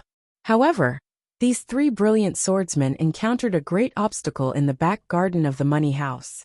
They clearly saw the box of loan receipts the head shopkeeper of Zhaoshang Money House held tightly in his arms, but they were unable to stab the tip of their swords into the other person's throat. Even the leading ace among the 3 could not do it. This was because the peerless green sword in his hand, that could split mountains and rivers, was currently surrounded by a green cloth that seemed weak, but actually contained boundless power. With 3 rips, the swordsman pulled back his sword. Clasping his hands together, he bowed to the young man holding the green banner. There was dignity in martial arts. Having reached such a stage in assassination, it had become a contest of martial arts. The green banner had already been twisted into countless pieces by the brilliant and steady sword intent. The words Tai Xiang, written on it, had also become a small black dot on the shredded cloth. The young man who had once gone by the name of Tai Xiang, and now went by the name of 13th Wang, held the bare banner staff in his hand, and looked at the black-clothed man, holding the green sword with the air of a master. He slowly lowered his head and bowed in return. "Please." The black-clothed man took off the cloth covering his face. His expression was solemn. His 3 strands of light beard fluttered slightly. He held the sword sincerely, and poured all the energy in his body into it. Even with 13th Wang's fearless and carefree nature, he couldn't help but be moved when he suddenly saw this person's face. If Fan Xian was there, and saw the black-clothed man's face clearly, he would probably also immediately turn and leave without a moment's delay. Yin Jilan, the first disciple of Dongyi's Siga sword, and a 9th-level master of sword techniques. 13th Wang's right hand gripped the banner staff tightly. His pupils constricted slightly. He was very nervous. The 2 night travelers who had followed Yin Jilan into the back garden of Zhaoshang Money House were aces from Dongyi. Seeing Yin Jilan holding his sword and facing the chaos, they respectfully retreated to the side. In their hearts, although the young man holding the banner had an unfathomable cultivation, as long as he was not a great grandmaster or a strange figure like Fan Xian, he would not be defeated by one of Yin Jilan's attacks. 13th Wang looked at him in a daze and suddenly said, "Is your injury better?" Yin Jilan furrowed his brows slightly and slowly said, "Do you know me?" Last spring, Yin Jilan had gone to Jiangnan alone. One reason was to secretly watch his female disciples train. The most important goal was to find an opportunity to assassinate the Jiangnan Road imperial envoy, Fan Xian. However, the ending of the matter was rather painful. A master of sword techniques had only sat on a fishing boat and glanced at Fan Xian from a distance upstairs before falling into the Overwatch Council's ambush. Even now, Yin Jilan still could not forget the sword light that had appeared like a ghost in the water. He felt a secret chill because that sword light that came and went like a ghost had caused him the heaviest injury he had suffered since he began his journey. However, the news of his injury had always been tightly controlled. Presumably, the Qing court did not want to cause a diplomatic storm. Thus, when 13th Wang asked if his injury was better, Yin Jilan felt surprised. 13th Wang smiled somewhat helplessly and said, "You are a swordsman of a generation. How can you become a thief?" Yin Jilan smiled and said, "Are you any different? Even if you killed everyone in Zhaoshang Money House and burned these deeds, you still wouldn't be able to help the Ming family." 13th Wang sighed and said, "What is left here is only a copy. The original is not in Suzhou. If the original is in Dongyi, it will probably be gone by tomorrow," Yin Jilan slowly said. Yin Jilan slowly said, "I don't know where you come from, but the Ming family is too important to Dongyi. I ask that you do not obstruct me." 13th Wang said, "Ming Qingdao is finished." Before he finished speaking, the black-clothed person who had been waiting quietly by Yin Jilan's side said, "Teacher, this person is stalling for time." 13th Wang was slightly startled. He realized that this black-clothed person was a woman. Her voice was very clear. Involuntarily, he tilted his head and smiled. "Cici is also here." The black-clothed person's body shook. Yin Jilan also looked curiously at 13th Wang. He sighed and said, "I didn't expect you to know so much about my school. I am truly curious. Unfortunately, there isn't much time. Someone from the Suzhou government is about to arrive." He slowly raised the sword in his hand. The tip of the sword trembled slightly as he pointed it at 13th Wang's throat. "You won't kill me," 13th Wang said. "Why?" "Because." 13th Wang's expression suddenly became solemn. His left leg took half a step back. The green banner and lone staff suddenly came crashing down. His left hand gripped the end of the staff from behind his back. His right hand pressed down. The tip of the staff pressed down with a force. The sound of breaking wind suddenly rose and then stopped. It only cut out a line in the air. What a powerful sword intent. Yin Jilan's pupils constricted slightly. Slowly he asked, "Who exactly is the owner of Zhaoshang Money House?" 13th Wang hesitated for a moment, and then slowly pulled back the green banner. He opened his mouth and silently mouthed. The shock on Yin Jilan's face disappeared in an instant. He smiled helplessly and didn't say anything more. Turning around, he left the rear courtyard with his two female disciples. Just as he was about to leave the rear courtyard, he suddenly turned around and said, "Brother disciple, take care. Fan Xian is more sinister than you think." 13th Wang smiled bitterly and said, "Brother disciple, if you tell Ming Qingda, trust that I will certainly have the opportunity to see how Fan Xian slowly kills me." Yin Jilan did not turn his head. His shoulders were as steady as cast iron. After a moment of silence, he said, "He used such a large benefit as a gambling stake to test how loyal you are to him. I don't understand." "I also don't understand," 13th Wang slowly said. "Perhaps he is very confident that even if I betray him, he will still have a way to destroy the Ming family. He is only letting me take charge of this matter and conveniently see my attitude." Yin Jilan said, "What exactly does teacher mean? Is the Ming family more important, or is Fan Xian's trust in you more important? Only then can I decide what to do." "Sir Fan Jr.'s trust is the most important," 13th Wang said sincerely. "Even if I join hands with you and tell Ming Qingdao the truth of the matter, and help the Ming family survive this disaster, what about next time? In the end, the palace treasury is Sir Fan Jr.'s. Teacher does not mind establishing some kind of friendship with a child from a foreign country." "Then, you shouldn't have told me just now," Yin Jilan slowly said. 13th Wang smiled and glanced at the head shopkeeper of Zhaoshang Money House, who was holding a document and had a face full of wariness.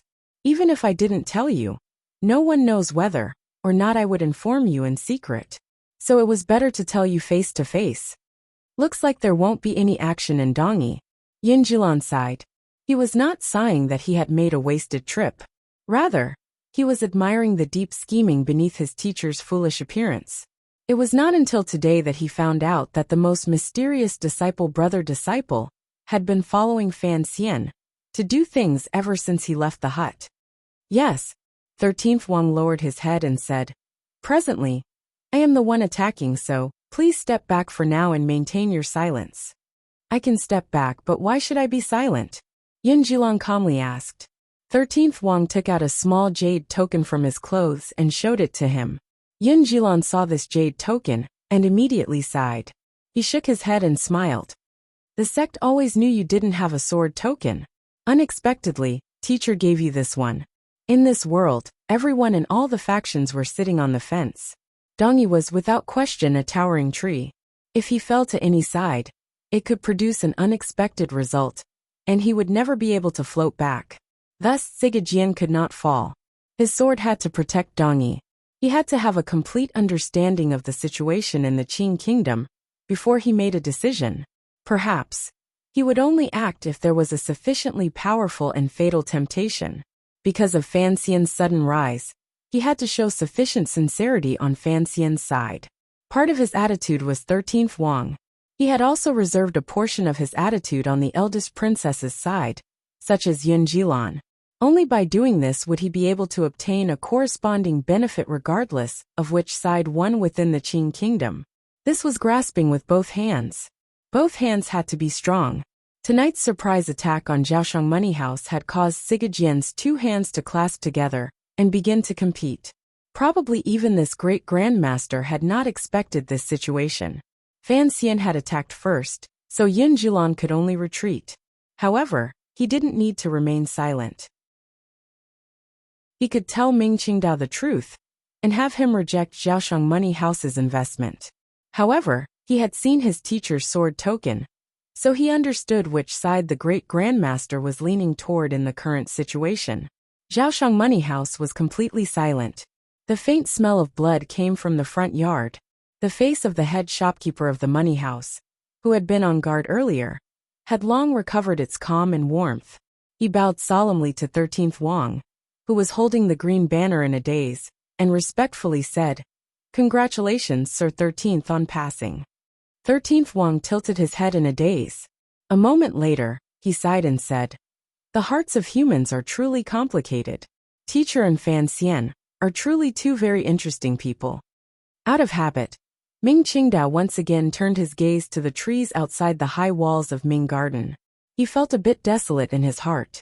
Winter had clearly ended, and the spring wind had already brushed his face. How could the green and tender branches that had sprouted a few days ago be frozen to death again? He knew that the situation placed in front of him and his family was like a harsh winter. The Ming family had a century-old foundation. How could it be played to death so easily? However, ever since they had become royal merchants that distributed palace treasury products, the Ming family had earned a lot and sunk too deep. They could not pull themselves out. Gradually, it became a place for the various powers in the court to wrestle. No matter how strong the merchants were, how could they stand up to the court's tricks? Regardless of whether it was the suppression this year, the manipulation of the prices a few months ago, or the vicious and somewhat shameless act of throwing rocks at silver mirrors, the Ming family had paid too much blood and sweat and lost too much power. The entire family business was becoming more and more difficult to operate. If he could escape, the Ming family could still survive. However, he could not escape, so he needed to solve the problem. The most pressing problem placed in front of the Ming family was the lack of cash flow, and a serious lack of cash flow.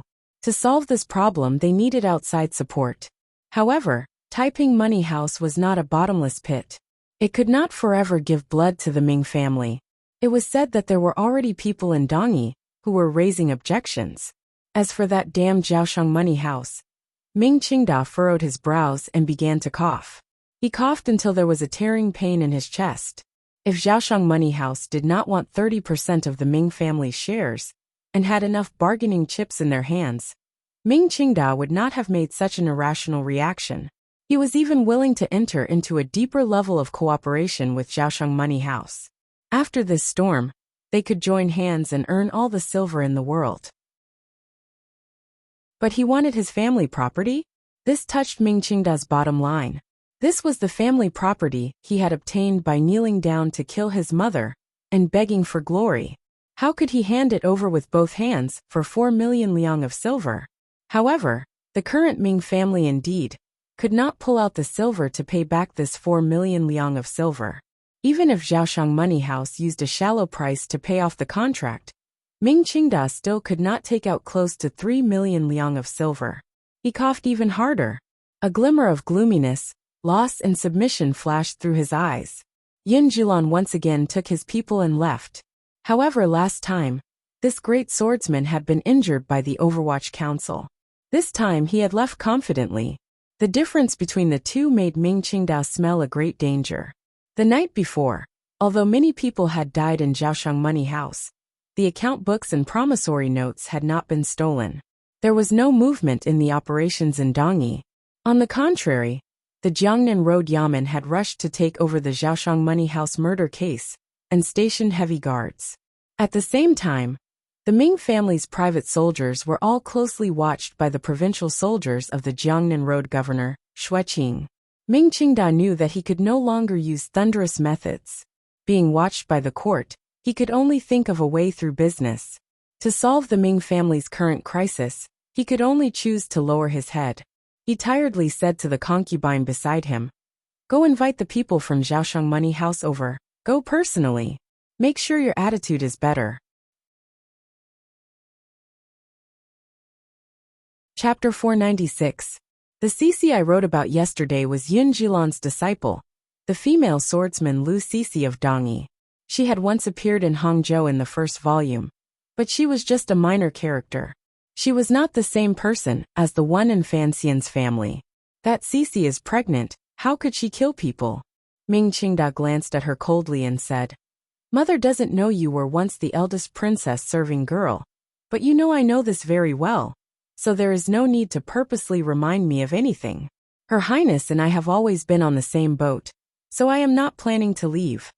He paused and felt that there was no need to vent his anger on this woman. He shook his head and said, "The letter has long been sent to the palace. The eldest princess will certainly have a way to delay Fan Xian's hand. If the eldest princess had free time, of course, she would have enough schemes and arguments in court to delay the Overwatch Council's advance on the Ming family. The problem was, everyone was actually very busy right now. The head shopkeeper of Zhaoshang Money House sat coldly in the luxurious flower hall in Ming Garden. The tea by his hand had not been touched. His right hand was wrapped in bandages. No one knew if he had been injured in the battle the night before. That was then and this was now.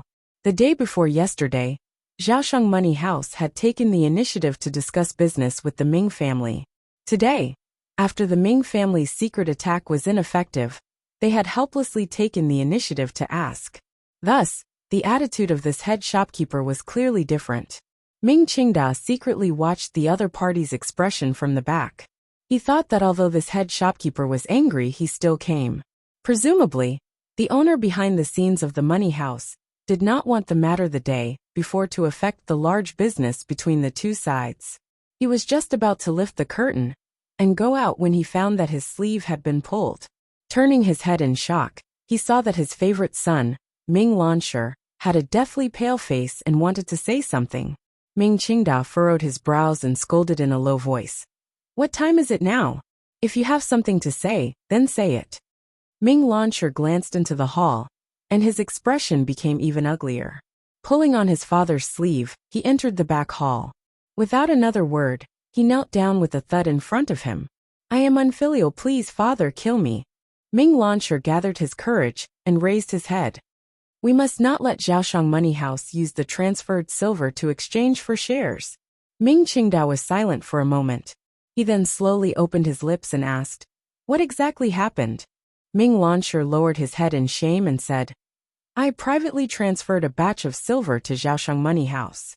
I used half of the shares in my hands as collateral." Ming Qingda sucked in a breath of cold air.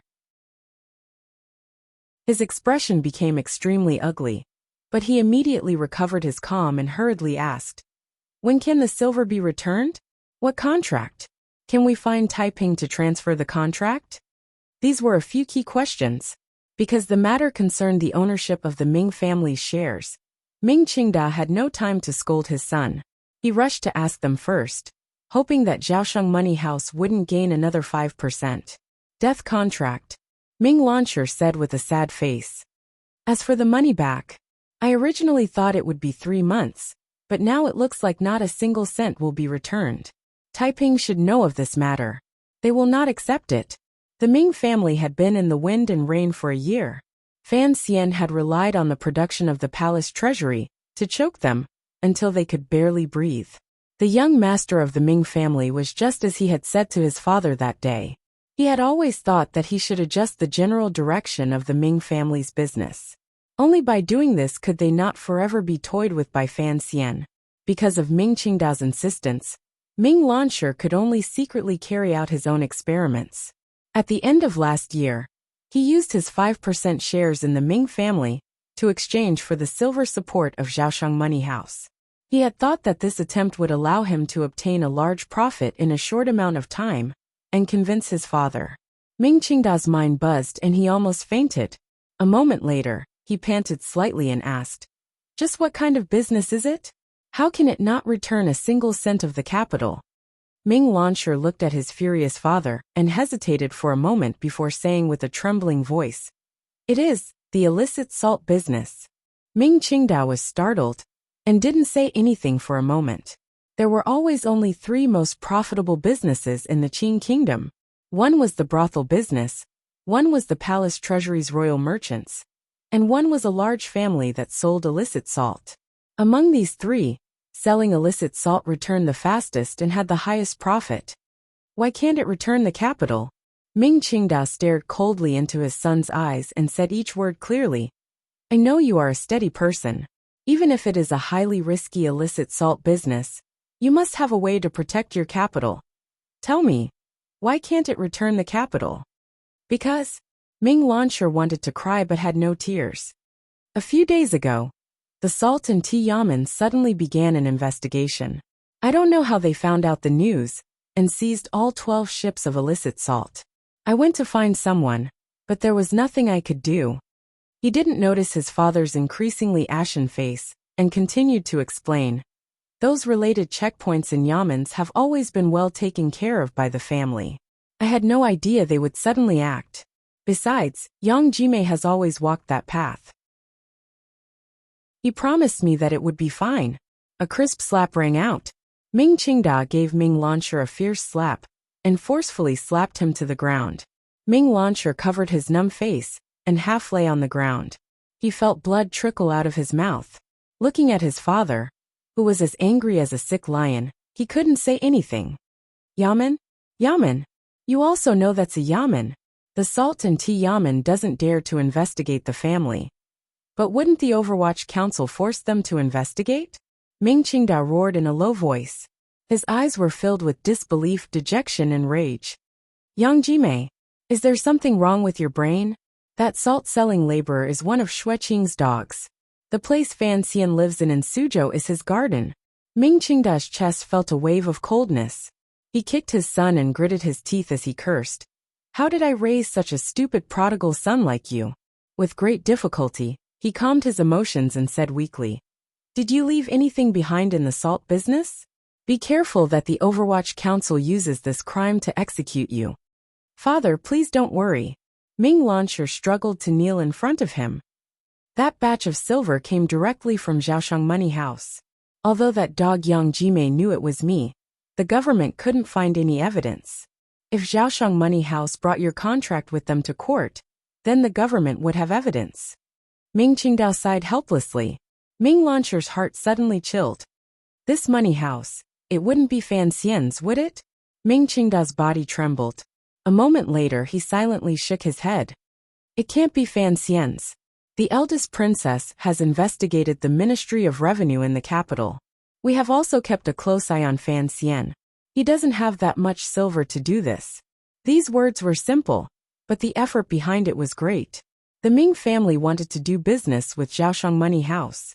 Of course, they had clearly investigated the background of Zhaosheng Money House and confirmed that Fan Xian had no connection to Zhaosheng Money House. However, Ming Qingda had not thought that although the results of his investigation were correct, The owner of Zhaoshang Money House was indeed not Fan Xian. The owner was the young emperor of Northern Qi. Everything starts from being cautious. Ming Qingda raised his head and barely managed to control his emotions of failure. Giving up 30% is letting down our ancestors, but it can let us delay for a while longer and wait for the backup plan in the capital. However, the Ming family's gradual decline and eventual destruction these 2 years was actually because of this delay. After a long time, when the head shopkeeper of Zhaoshang Money House yawned for the 20th time, the current master of the Ming family, Ming Qingda, walked out with a gloomy face. The head shopkeeper smiled slightly and said, "Master Ming, you've made people wait for a long time." Ming Qingda did not raise his hands in greeting, nor did he say anything else. Coldly he asked, "Bring over the contract for Lansher's half of the shares. Cancel all the books, and I will agree to your owner's request." "Yes, Master Ming." The head shopkeeper's expression still did not change. He took out a document from his clothes and presented it in front of Ming Qingda. It was the contract Ming Lansher had left behind to collect the silver from selling salt. It seemed that he had long been prepared. Without waiting for Ming Qingda to speak, the head shopkeeper said in a quiet voice, "Cancel that portion when we get back." Ming Qingda nodded his head weakly. In the afternoon, the various accounts masters of the Ming family and Zhaoshang Money House filed in. The wealthy merchants that the head shopkeeper had strongly requested to come to watch the ceremony also sat to the side. The official notaries sent by the Suzhou government had also finished their preparations. 3 pieces of white paper were spread out on the table. An ink brush danced in the air. In a flash, 3 debt transfer documents were written. The wealthy merchants of the Suanxiong family and the elderly people in Suzhou, who were watching from the side, looked for a while before they understood what was written. They couldn't help but repeatedly suck in a breath of cold air with an unspeakable shock. Zhaoshang Money House invested in the Ming family 30% of the shares. Although the major figures in Jiangnan had long seen the Ming family's predicament, no one had expected that the Ming family, which was as rich as a country, would be in such a difficult situation. It could not be said to be at the end of the line, but to use 4 million liang of borrowed silver to exchange for 30% of the Ming family's shares? The merchants pondered it for a while, and remembered that the Ming family's current predicament was mainly focused on cash flow, so they immediately understood this point. On the contrary, they felt that Zhaoshang Money House's asking price was very fair. Ming Qingda raised his brush and was silent for a moment. Without any pretense, he calmly signed his name and pressed his fingerprint on it. Everyone watched this scene silently. Regardless of whether they were friend or foe of the Ming family, they all felt incomparable admiration for the shrewdness and boldness of the old Ming master. For a century-old family to give 30% to outsiders, only an extraordinary person would be able to do such an extraordinary thing. The person representing Zhaoshang Money House to sign and press his fingerprint was a young man. A young man with a pretty face who stood behind the head shopkeeper of the money house the entire time. No one had noticed his existence. It was not until now that they all came to their senses and cast strange gazes, thinking, was the mysterious owner of Zhaoshang Money House this unknown young man? Ming Qingda finally furrowed his brows and said, "So, you are the owner of the money house. Forgive me for my rudeness the other day." It was no wonder he couldn't see it. 13th Wang's carefree and relaxed aura truly did not seem like an ambitious and ruthless figure in the business world. There wasn't even a glimmer of the feeling of someone in a superior position. 13th Wang was slightly startled. He didn't know whether or not he should admit it. He didn't know whether or not Fan Xian would remain behind the scenes. At this moment, there was a clamor at the door of Ming Garden. Immediately after, there was the sound of the middle door opening. Immediately after, the second door opened again, and the third door opened. The clamor traveled directly into the hall where the signing was being done. The hurried footsteps came quickly, even faster than the sound of the singing.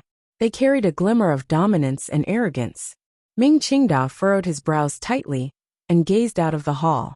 He didn't know who had come. The footsteps were light and fast. The owner of the footsteps was in an unusually light mood. Fan Xian, dressed in the black robes of the Overwatch Council, stepped over the long threshold and walked in. There was a pleased smile on his face. Behind him followed Hong Chongqing and the other Overwatch Council officials, as well as Xia Qifei, the seventh young master of the Ming family. He didn't greet the officials and merchants. Instead, he walked directly in front of Ming Qingda and looked at the old man with an unfathomable gaze. After looking for an indeterminable amount of time, Ming Qingda furrowed his brows slightly.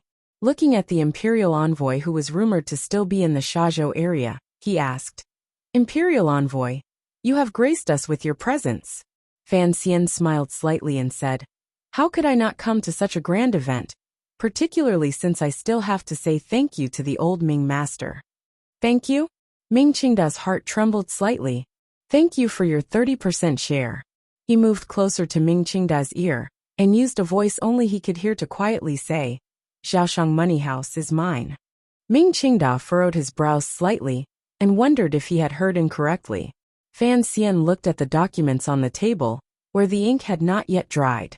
A happy smile bloomed at the corners of his lips. He had painstakingly planned for a year and endured silently for a year. Finally, he had seen results today. How could he not be happy? Although he knew that revealing his identity would make it impossible for Zhaoshang Money House to hide from the eyes of the court, this was something that would happen sooner or later. He also needed to use this limelight to let the little Northern Qi Emperor earn enough and stop. Although under the Emperor's gaze, Fan Xian might have to bear a loss of over 1,000,000 liang of silver, he did not care about this. The Ming family that had roamed Jiangnan for 100 years, dominated the court and the Jianghu, and controlled the lives and deaths of countless commoners, had changed owners today. How could Fan Xian miss such a grand show? Spending 1,000,000 liang of silver to buy a theater ticket to be able to see this scene with his own eyes was truly worth it.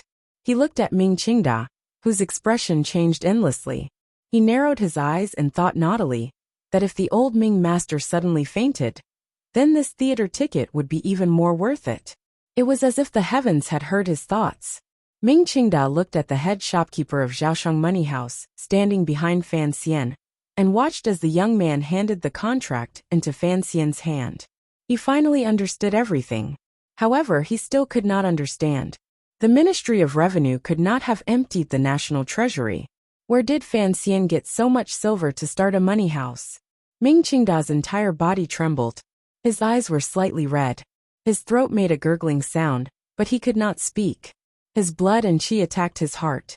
His body straightened and then collapsed. Chapter 497. Let me say a few words before I write. With the arrival of the disaster, the situation in Wenchuan may be better than I thought yesterday, but I have finally confirmed that the epicenter of the earthquake is near Yingxiu. Of course, I am completely fine in Hubei. I am just very worried over there, and my emotions are very unstable. Many people know my feelings for Yingxiu. At the turn of the century, I lived there for half a year. Even now, I cannot forget the town and its amiable people. Today at noon, I finally received news that the army had broken into Yingxiu. In that instant, my feelings were complicated. The rims of a man's eyes immediately became wet. There is a brother called Gao Yuanjing. At this time, he should still be in the futong factory. For some reason, he put his hands together and prayed, hoping that everything is safe, hoping that Yingxiu can turn misfortune into fortune, hoping that Wenchuan can bring people another pleasant surprise, hoping that the people suffering in the disaster area will suffer less. Sichuan is safe, the entire country is safe, everyone is safe. A book friend suggested a donation. Please choose your own way to express your love. The Red Cross donation channel is very easy to find, so I won't go into detail. Here, I wish the book friends in Sichuan and their families good health. In the near future, if there are willing friends, please go donate your blood and help those who are injured. Thank you. The laughter did not continue for long before it stopped. Fan Xian suddenly realized that he had been too proud and arrogant. It was not a good sign. The unconscious Ming Qingda also woke up. The large robe under the silk and cotton coat moved without any wind. His fists were tightly clenched. His eyes were slightly red as he stared fiercely at Fan Xian's face. The laughter stopped, and the unconscious person woke up. It was as if the earlier scene had not happened. In reality, everyone knew that 30% of the Ming family's shares had already fallen into Fan Xian's hands. If it was only 30%, it was still far from enough. Ming Qingda looked at Xia Qifei standing behind Fan Xian, and thought of the 10% in his hands. He then thought of the fourth master of the Ming family, who was gradually distancing himself from the family. His heart grew colder and colder, but he still held a glimmer of hope. "See the guest out," the old man said tiredly and weakly as he glanced at the documents in Fan Xian's hands. Fan Xian did not move. He narrowed his eyes and looked at the beautiful buildings in Ming Garden with a face full of admiration. It was as if this garden had already become his. Ming Qingda's expression changed again. Xia Qifei flashed out from behind Fan Xian and glanced at his brother. In a quiet voice he said, "See the guest out." It was the same 2 words of farewell, but they came from 2 people's lips. This represented the ownership of the Ming family and the identity of the master of the Ming family. Xia Qifei had already formally stood out and began to challenge Ming Qingda. The guests in the hall knew that today's matter had blown up. Furthermore, they didn't know what would happen next, or what the old Ming master would do in his anger. In order to protect themselves, everyone quickly broke away and left. They didn't even care about etiquette. Including the Suzhou government officials who were witnesses, they quickly bowed to Fan Xian and fled the garden. The hall immediately fell silent. The people left included Fan Xian's people, as well as the men of the 2 branches of the Ming family. Although there were many people, they knew they were about to reveal their cards, so no one dared to make a sound. Ming Qingda glanced at Fan Xian coldly and took out a contract from his clothes. He slowly tore it apart. "Why don't you be shameless and take Launcher's 5% share as well?" Fan Xian glanced at him and shook his head. "I am an official of the court, not a merchant. Why would I want your son's shares?" He walked to the back of his group and sat down in a chair. He didn't say anything more. He only quietly admired this scene. He had rushed to Suzhou today to see this great show. He also wanted to support Xia Qifei. The Ming family had been in Jiangnan for a long time and had thousands of private soldiers under their control. If they really wanted to do something big, Xia Qifei's Jiangnan water bandits might not be able to stand up to them. Xia Qifei stood in front of Ming Qingda and smiled slightly. The owner of Zhaoshang Money House had written a letter ahead of time, saying that the 30% of shares in his hands was for me to speak for. Last year, the Suzhou government ordered you to compensate me according to your discretion. You were generous and gifted me 10% of the shares. I am eternally grateful. In the future, when you die in Ming Garden, I will definitely serve you with all my heart. With his son's support, Ming Qingda barely managed to stand in the hall. He glanced at the Ming clan men behind him, and a wretched smile rose to his face. "Looks like a number of people have secretly thrown themselves to your side. Otherwise, you wouldn't speak with such confidence. Speaking of which, during this year, the Ming family's energy has been used to deal with Sir Fan Jr. and neglected you." After these words were said, the expressions of the Ming clan men were complicated. Those who had already secretly thrown themselves at Xia Qifei were ashamed, while those who did not know the inside story were shocked. Only the 4th Ming master looked at the sky with an indescribable indifference. Ming Qingda took a deep breath. His face appeared incomparably old. He knew that since the other party dared to steal the position of master of the Ming family, he must have complete confidence. However, he still held on to the thought of a final struggle. He turned his head and stared coldly at the 4th Ming master. Enunciating each word, he said, "You also gave him the shares?" "A wise man submits to circumstances," the 4th Ming master slowly said. Ming Qingda laughed wretchedly 3 times and pointed at his nose as he scolded. "Idiot! The death of the Ming family is all because of you. I want to see how you meet the ancestors of the Ming family after you die, and how you will face your mother in a moment."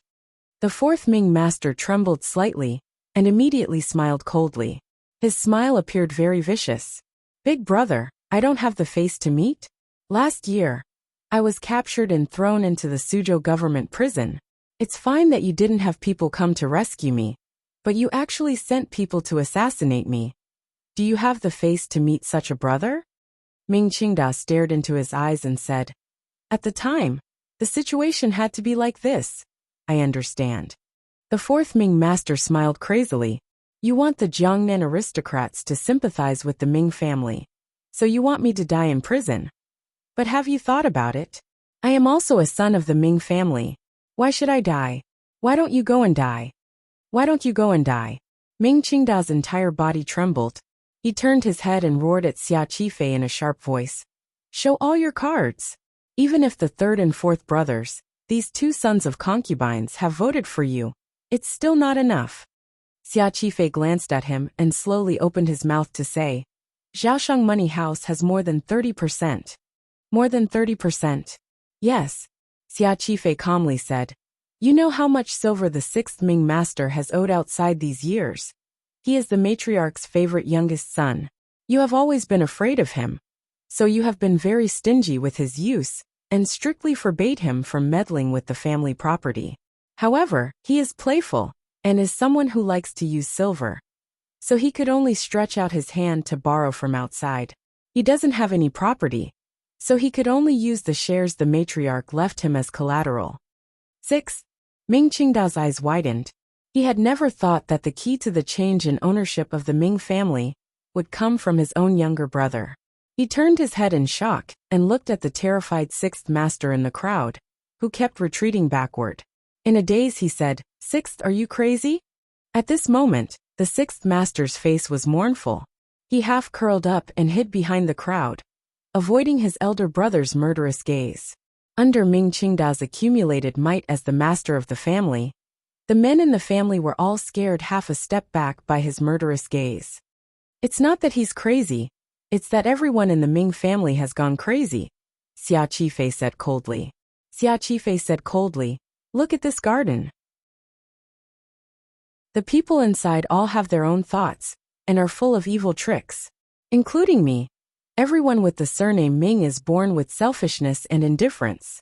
When disaster strikes, who would remember this surname? When all is said and done, the cause of the Ming family's defeat is still you. You guard against everyone in the family, yet you blindly retreat to outside pressure. How can you not lose when you do things like this? There was silence in the hall. Ming Qingda suddenly laughed, but his laughter was filled with unspeakable despair and anger. He pointed at Xia Qifei and said, Do you think that just because you have more than 50% of the shares, you can speak in the Ming family? Don't forget, there are shares in the palace and military shares in the Ming family property.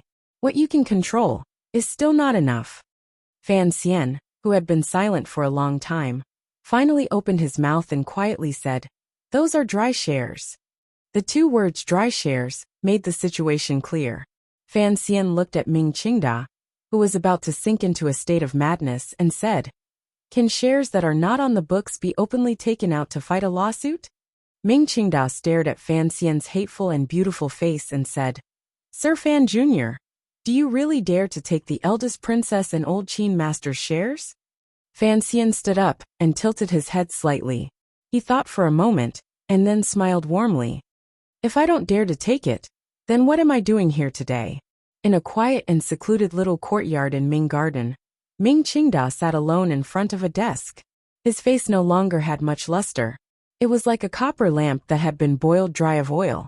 He was unspeakably haggard.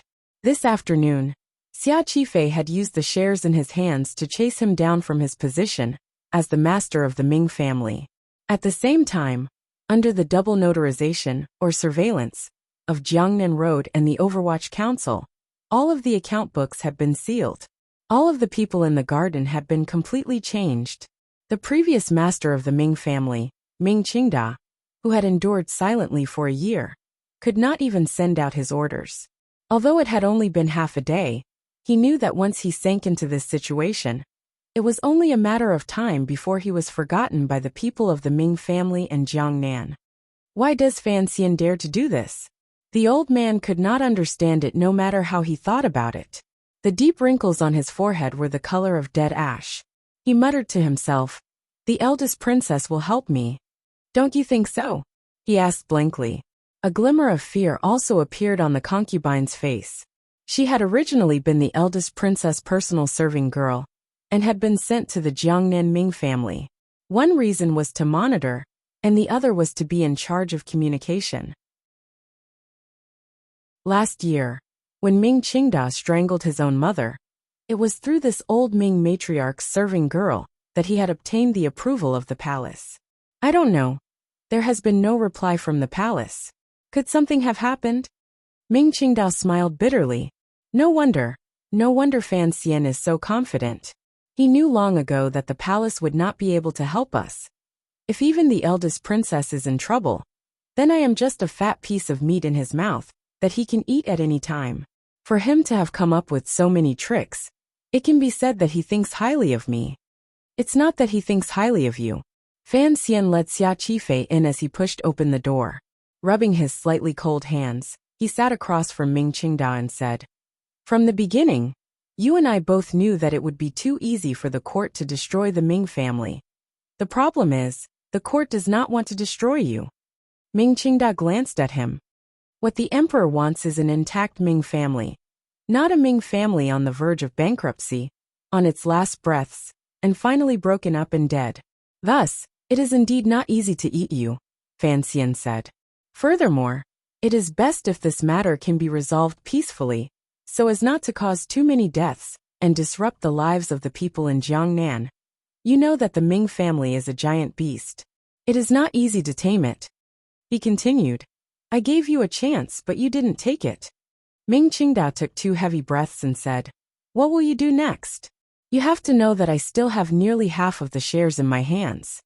From now on, you no longer have the right to speak in the Ming family, Fan Xian said. From today onwards, Xia Qifei will be in charge of the Ming family. Chapter 498. Life has to continue. I will not say much in the book about praying for the people in the disaster area. Thank you, everyone. He continued.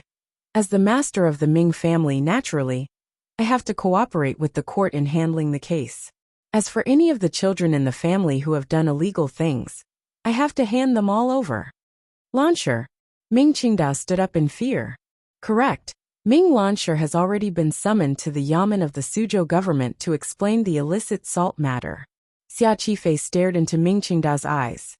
As for the matter of someone pretending to be a pirate, I trust it will be clear before long. Ming Qingda took a few breaths and said, Do you know that if this continues, the Ming family will truly be finished? Even if Mother and I have once mistreated you, you are, after all, Father's youngest son, and your surname is Ming. Are you going to watch as the Ming family is destroyed in your hands? He roared. Relax. Fan Xian raised his eyelids slightly and said, The court has no interest in business. I also understand that if the government interferes too much in this kind of business, it will only turn a golden basin into a toilet bowl. Last year, I already admonished the emperor. The court will not directly interfere with Ming Garden. Ming Garden will still be the Ming family's Ming Garden. However, this Ming Garden will be much more obedient. He spread out his hands and calmly said, I will have the Palace Treasury Transport Company cooperate fully with the Ming family. In less than a year, you will certainly see a prosperous, no, an even more prosperous Ming family. Ming Qingda trembled and sat down weakly. In this incident that had lasted for an entire year, the Qing Kingdom's officials, or more accurately Fan Xian, had successfully gained control of the Ming family. Most importantly, the change of ownership of Ming Garden did not have much of the shadow of the government. Xia Qifei was the 7th son of the Ming family. It was perfectly justifiable for him to enter Ming Garden. Furthermore, all of his methods were business tricks. It would be much easier for the people of Jiangnan to accept. At least, there would not be many scholars and gentry marching through the Suzhou government, saying that the Overwatch Council had forcefully seized the people's property. The people's property was still the people's property. However, the owner of this property was now Xia Qifei, a secret official of the Overwatch Council. Fan Xian shook his head and said, During this year, both you and I have not been comfortable. Now that there is a conclusion, both you and I can be considered free.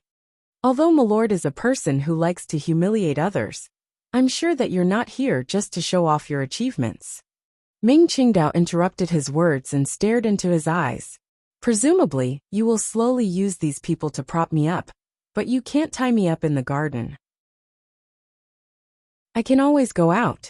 That is what I wanted to say. Fan Xian enunciated each word clearly. You cannot leave the garden. Ming Qingdao smiled coldly and said, based on what? I am here by imperial edict to investigate the case of the Jiaozhou Navy's rebellion. Master Ming is a witness involved in the case.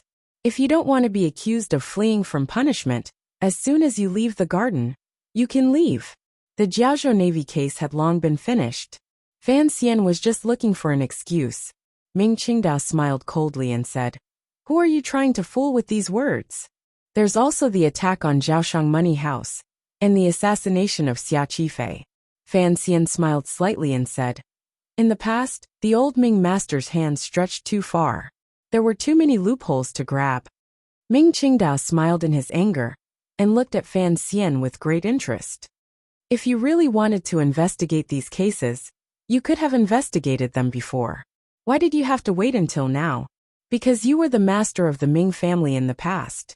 If I investigated you, it would make the entire court think that the Overwatch Council was persecuting merchants and scheming to steal wealth, Fan Xian said with a smile. Now that you don't have this identity, it's much easier. You seem to have missed out on one reason, Ming Qingdao replied coldly. Yes, Fan Xian sighed.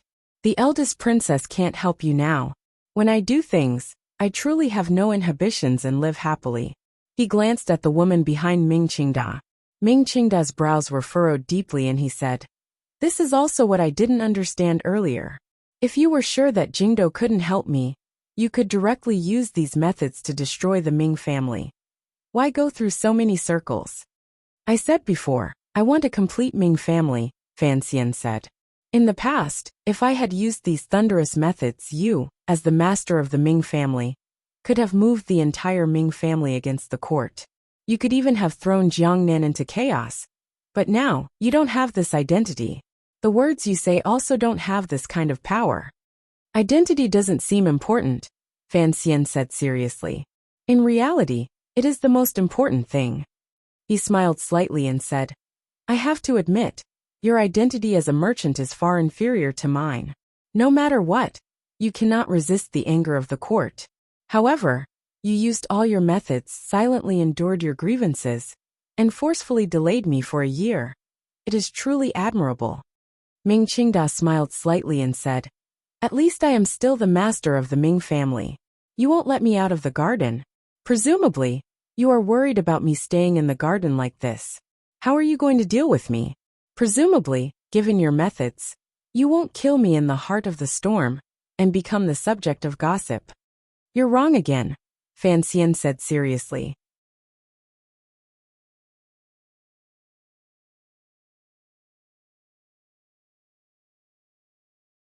What they want is for the Ming family to be obedient. Xia Qifei was stifled and didn't know what to say.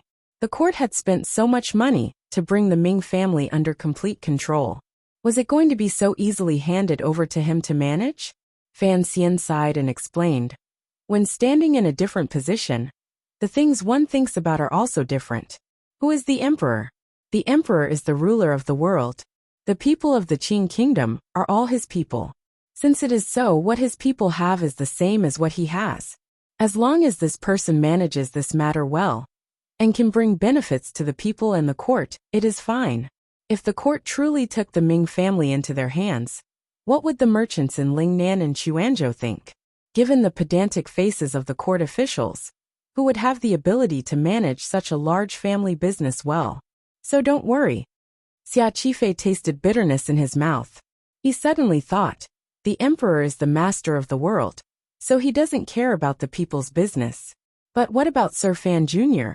Why is he willing to not benefit from the Ming family? Fan Xian's words interrupted his thoughts. I asked you earlier, how does it feel to have revenge? Xia Qifei shook his head in a daze. Walking in Ming Garden as the master, I don't feel anything, because this garden is very unfamiliar. I always thought that after growing up here when I was young, if I came back and regained power, I would be very happy. But for some reason, I just can't feel too happy. That's how it is for revenge. Fan Xian paused for a moment and then said, once a great hatred is avenged, you will feel that things are very boring.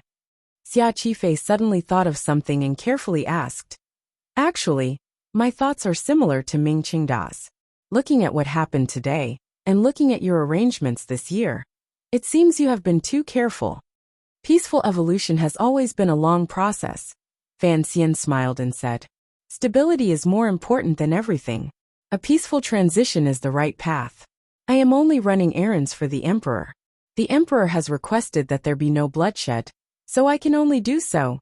He then smiled bitterly and said, besides, in the past, Ming Qingda had the help of the eldest princess and princes, as well as the support of the military.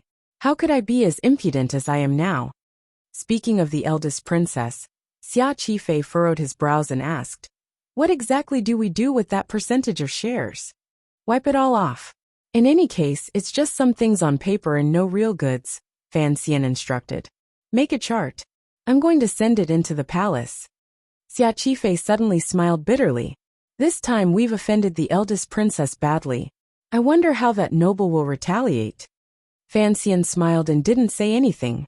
In his heart, he was thinking that he had already offended the eldest princess to the extreme. As for retaliating, that noble did not have the time to think about such things. He waved his hand at Xia Qifei. These two illegitimate children began to wander through the Ming Garden, which had changed owners.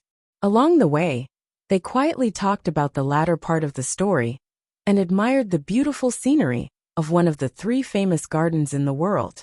Both the environment and the soul became wonderful.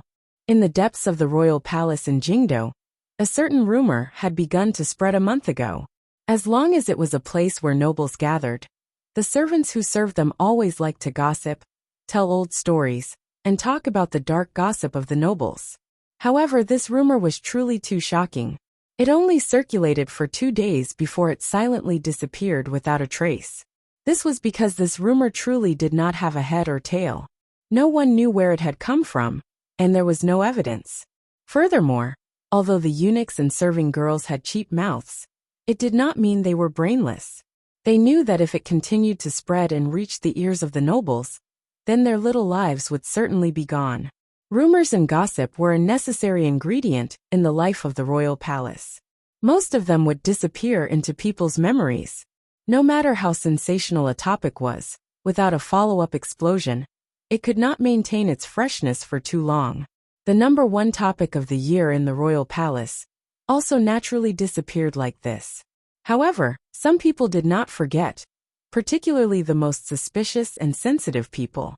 On a certain night, they were still discussing this topic. Eunuch Yao quietly said, the little bastards' mouths are all very cheap. I know what to do.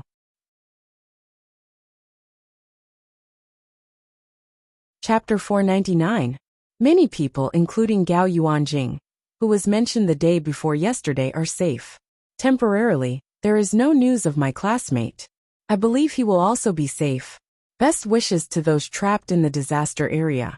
Originally, I didn't want to say much yesterday, but seeing a NC in the book review section, I still had the urge to slap him. However, it was better to pay less attention to this kind of clown. Readers, live well and continue to live happily. I believe that sometimes peace is also a kind of power. It was already late at night, and the royal study was completely silent. The Qing emperor was diligent in government affairs, so he had less favor for the back palace. Tonight, he did not sleep in the back palace, but slept directly in the royal study many times. Thus, the eunuchs had long prepared all the necessary tools. A light breeze crept in through the window. It clearly could not blow in through the glass, but for some reason, it still made the light in the room dim. Yes, I heard that she stole a piece of Shuiqing jade that the empress wore when she was young.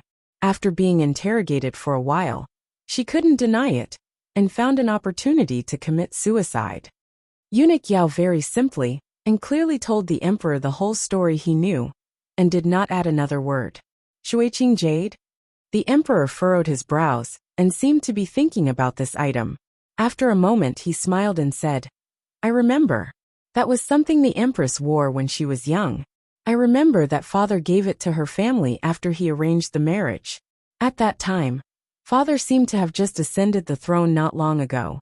The palace was very chaotic, and this item was not of high quality.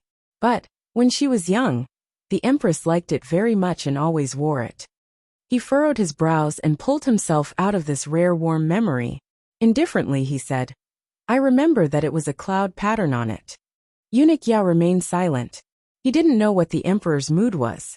Although the empress liked it, she would not go so far as to beat a serving girl to death over such a small thing. A cold smile rose to the corners of the emperor's lips. Isn't she known as the most benevolent mistress in the palace? Virtuous and kind, she has always played the role well. How could she fail in such a small matter? Eunuch Yao had clearly said that the serving girl had committed suicide out of shame, but the emperor had directly said to beat her to death. Each person in the palace was smarter than the last. Everyone knew what the truth was, that these names were used to hide. Investigate what is going on in secret. The emperor picked up the memorial again and regained his composure. The royal palace had long recovered its seemingly eternal peace. No one would have thought that Eunuch Yao was leading a few old eunuchs to investigate something in secret.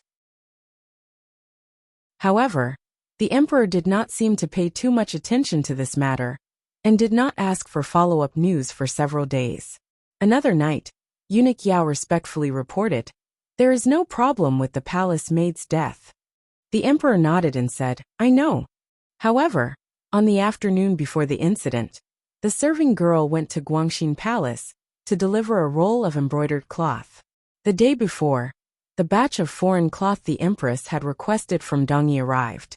As usual, it was delivered to the various palaces the next day.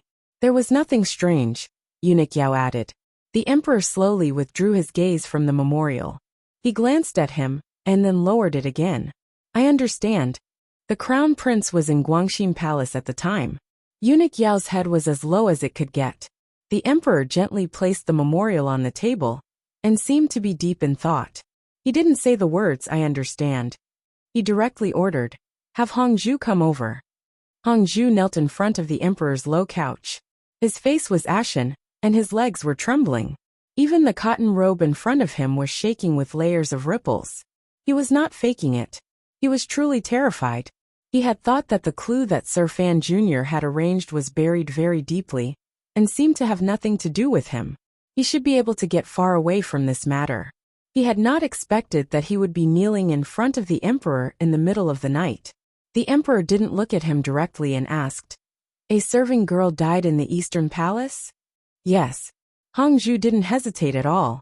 In order to show his magnanimity and sincerity, he did his best to compress his lungs, doing his best to make this reply as crisp as possible. However, the airflow was too strong. It made his voice break slightly, and sounded very hoarse. The sound of his reply echoed in the royal study. It was somewhat ear-piercing and unpleasant to hear. The emperor furrowed his brows imperceptibly and said, Lower your voice. Tell me what happened at the time. Hongzhu obediently told him how the empress remembered that piece of jade, how she began to investigate the palace, how she found the serving girl, who conducted the interrogation, and how the serving girl committed suicide. The emperor seemed to be listening carefully, but it also seemed like he didn't hear a single word. His gaze remained on the memorial. Casually he asked, When the serving girl hit the pillar, did you see it with your own eyes? No. Hongzhu didn't hesitate in his reply. In the depths of his heart, he cried out that he was lucky. If the empress hadn't asked him to stay behind for other matters, he would not have agreed so naturally. The royal study sank into silence again. After a long time, the emperor suddenly raised his head and looked at Hongzhu with a not quite there smile. Why are you so afraid today? Hongzhu swallowed. His face naturally revealed an expression of fear and self-blame. He knelt on the ground and kowtowed as he said in a sorrowful voice, I have failed your grace. I didn't report the news of the serving girl's suicide in time. I deserve to die. The emperor was startled. He smiled and scolded. I told you to go to the Eastern Palace to serve the Empress, not to be a secret agent. Of course, you didn't have to report such a small matter to me. Hong Zhu nodded his head like he was pounding garlic, but he was thinking about something else in his heart. A year ago, he had been banished from the royal study to the Eastern Palace by the Emperor, who had always favored him. In the eyes of outsiders, it was because Fan Xian had said bad things about him in front of the Emperor. Only he knew that the Emperor was only using this as an excuse to have him go to the Eastern Palace to be a gold medal spy. Furthermore, during this year, he had done well as a spy. He comforted his cowardice in his heart, and forced himself to think that even the Emperor didn't know who he truly belonged to. So what if he trembled a little? The Emperor had been about to open his mouth to ask something, but he suddenly furrowed his brows and closed his mouth. Changing the subject, he said, "During this year in the Eastern Palace, how has the Empress treated you?" "The Empress treats her subordinates very generously. All the servants wholeheartedly accept her." Hong Zhu's words were very artistic. The Emperor smiled and said to himself in a very low voice, "For the sake of a piece of jade, a serving girl died. Is this considered generosity?" After Hong Zhu left, Eunuch Yao stood quietly by the Emperor's side, waiting for the Emperor's edict. The Emperor was silent for a long time. He then said, "Hong Zhu did not lie. It seems that there was indeed nothing wrong with the serving girl's death, only," he smiled and said, "only there was nothing wrong with the process." Eunuch Yao's mind shook. He understood the Emperor's meaning. Since the founding of Qing Kingdom, all kinds of strange deaths had happened in the royal palace countless times. No matter how shady a plot or blood it was, it could all be smeared with an open and honorable reason. However, often, when the reason was too sufficient and the process too natural, the death itself was worthy of suspicion. "There are some things that I do not believe. Don't remember them," the Emperor said calmly. Eunuch Yao knelt down. "Have Eunuch Hong come?" In his hidden fear, Eunuch Yao did not hear the Emperor's words clearly. He unconsciously replied, "Eunuch Hong went out just now." The Emperor furrowed his brows and showed some displeasure. Eunuch Yao immediately woke up. Holding the front of his robe, he ran out the door. As he crossed the threshold, he almost fell. Ever since Fan Xian's 300 poems had caused a commotion at the banquet, which was also the first time an assassin had infiltrated the royal palace in nearly a decade, Eunuch Hong, who had stayed in the royal palace since the founding of the country, had become increasingly silent and low-key. He was only willing to bask in the sun outside Hongguang Palace every day. No one in the palace or court dared to underestimate him. On the contrary, because of his silence, they increasingly felt that this old eunuch was unfathomable. Even Hong Zhu, the popular person in the palace, had his current position because of him. Even the Empress Dowager and Emperor maintained a certain level of courtesy toward this old eunuch. Today the Emperor directly called him by his name and said, "Hong Xiang, what do you think?" The last time the Qing Emperor had called this old eunuch this way, it was to ask his opinion of Fan Xian. At that time, old eunuch Hong had replied that he thought Fan Xian was too fake. Only when it was important and needed eunuch Hong's opinion would the Emperor seriously call him by his name. In the eyes of a bystander, perhaps this was a form of disrespect, but the Emperor's intentions were exactly the opposite. He always thought that calling eunuch Hong, eunuch, would make him think of his hidden illness. Directly calling him by his name was more appropriate. Eunuch Hong's body swayed slightly. With a half-asleep and half-awake expression, he replied in a quiet voice, "Your Majesty, there are many things that don't depend on how you look. Even if you see it with your own eyes, it may not be true." The Emperor nodded and said, "My personality has always been a bit suspicious. I know this is not good, and that I might see wrongly, so please help me take a look." Eunuch Hong bowed respectfully, and didn't say much. The Emperor was silent for a long time. He then said, "Chengqian has been in good spirits this half a year. Other than the daily teachings of the Grand Tutor, he often goes to Guangxin Palace to listen to Yunrui teach him the 3 strategies of governing a country. I am curious how his body recovered so quickly." Although cracks had appeared in the royal family, at least on the surface, there were no problems. The Emperor knew very well that his sister had studied the art of politics, so he usually did not object to the crown prince and eldest princess being too close. He had even secretly expressed his approval. However, sorry to trouble you. After the emperor said this, he didn't look at Eunuch Hong again. Eunuch Hong slowly bowed his body and retreated. He slowly closed the door to the royal study and walked a distance away. Turning his head back to look at the light inside, he sighed in his heart and said to himself, "Since you know you are being suspicious, then in the end, why say you are curious? Your Majesty, you should change your personality. The future of Qing Kingdom is all in your hands." A few days later, a royal doctor suddenly fell ill and died. A few days later, a noble from a distant imperial relative's manor accidentally fell off his horse on an outing. A few days later, a fire suddenly broke out in Jingdo's famous Huichun Hall. A dozen people died. On the night of the fire, a wooden-faced Eunuch Hong once again appeared in front of the emperor. In an old voice he reported, "I investigated the Imperial Academy of Medicine, and the royal doctor died. I investigated the imperial relative's manor, and the noble also died. I investigated the Huichun Hall, and Huichun Hall burned down." Tonight, the Qing emperor did not read through memorials. He listened carefully to Eunuch Hong's report. After hearing these words, a strange smile flashed across the corners of his lips. Someone wants to hide something. Regardless of whether it is in the palace or in the capital, there are not many people who can be ahead of you in everything, the emperor calmly said. "I have always liked her methods." Eunuch Hong didn't say anything. The entire world knew about the eldest princess' methods. However, she had not had a chance to show them these years. If these methods were used to help the emperor balance the court and point his sword at the world, of course, the emperor would like it. If they were used to destroy traces and deceive the emperor, of course, the emperor would not like it. Eunuch Hong took out a pill from his clothes and handed it over. "I only managed to get one pill." The emperor used his finger to gently play with it. With a little force, the pill completely shattered. A strange fragrance assailed his nostrils. His eyes were cold as he said, "It is indeed a good pill." Eunuch Hong calmly said, "It could be framing." "So, everything has to be seen with one's own eyes," the emperor said. "Rest first. No matter what happens in the end, don't tell mother." Eunuch Hong made a sound of acknowledgement and left. He knew that even with his status, there were still many things in the palace that he could not see. A light wind blew through the buildings in the royal palace. In a garden not far from Guangxin Palace, the yellow-robed Qing emperor flashed out from behind a tree. He lowered his head slightly and felt that it was strange. Hong Xiang had clearly made such a big ruckus. Why didn't she restrain herself?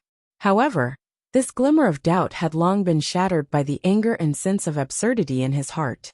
The emperor's eyes were filled with an emotion of failure, disappointment, and absent-mindedness. The middle-aged man did not return to his bedroom. He continued to rest in the royal study. That night, he thought for a long time. He then asked Eunuch Yao, who was serving beside him, a strange question. "Will Hongzhu know something?" Eunuch Yao shook his head nervously and tried to persuade him. He had to protect Hongzhu's life under the emperor's hidden rage. Only then could he do his best to ensure his own safety. "I want to kill him." The emperor furrowed his brows. "I want to kill everyone in the palace." Then he calmed down and ordered in an unusually cold tone, "Summon Director Chen into the palace." Eunuch Yao, who was sweating profusely in the winter, quickly left the palace and headed straight for Chun Garden to find his savior. Not long after he left, a loud crash came from the royal study. It sounded like someone had pushed over the precious 5-foot bottle. No one knew what could make the Qing emperor, whose expression would not change even if the mountains collapsed in front of him, do something so angry to vent his interest. There won't be any problems with Huichun Hall, right?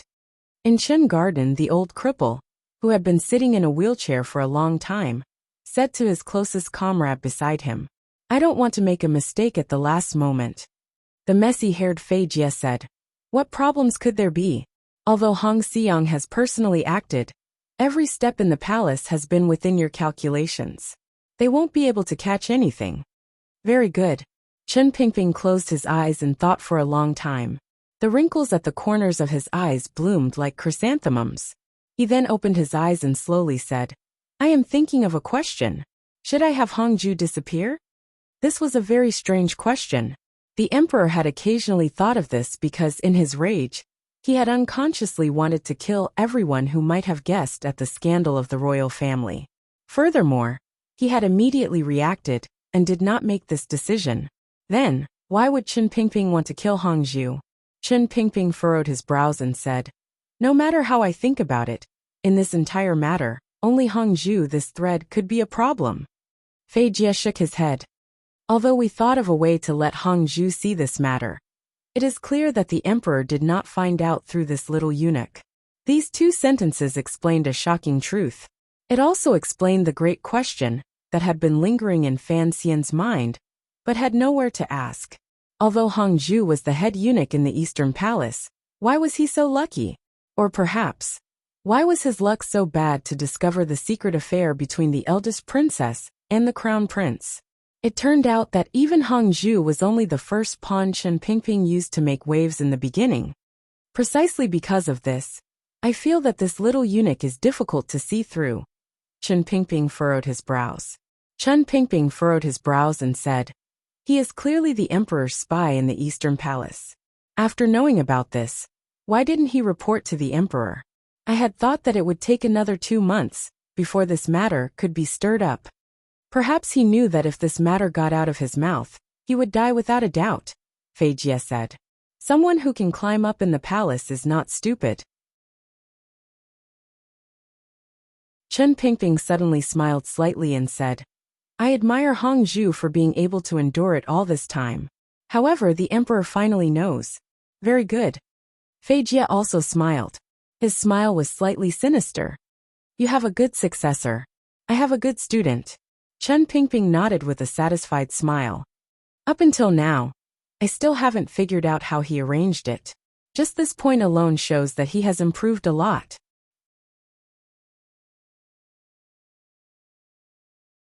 Chapter 500. Chen Pingping was silent for a moment. He then said, "The emperor is a suspicious person. The method Fan Xian used cannot be said to be unintelligent, but the problem is that the emperor is suspicious. So for these easily seen points of suspicion, it will instead create deeper suspicions." Fei Jie glanced at him and said, "That is why we have to help Fan Xian kill people and solidify these suspicions." "Yes." Chen Pingping smiled slightly and said, "The emperor is suspicious, so it is difficult for him to make a decision.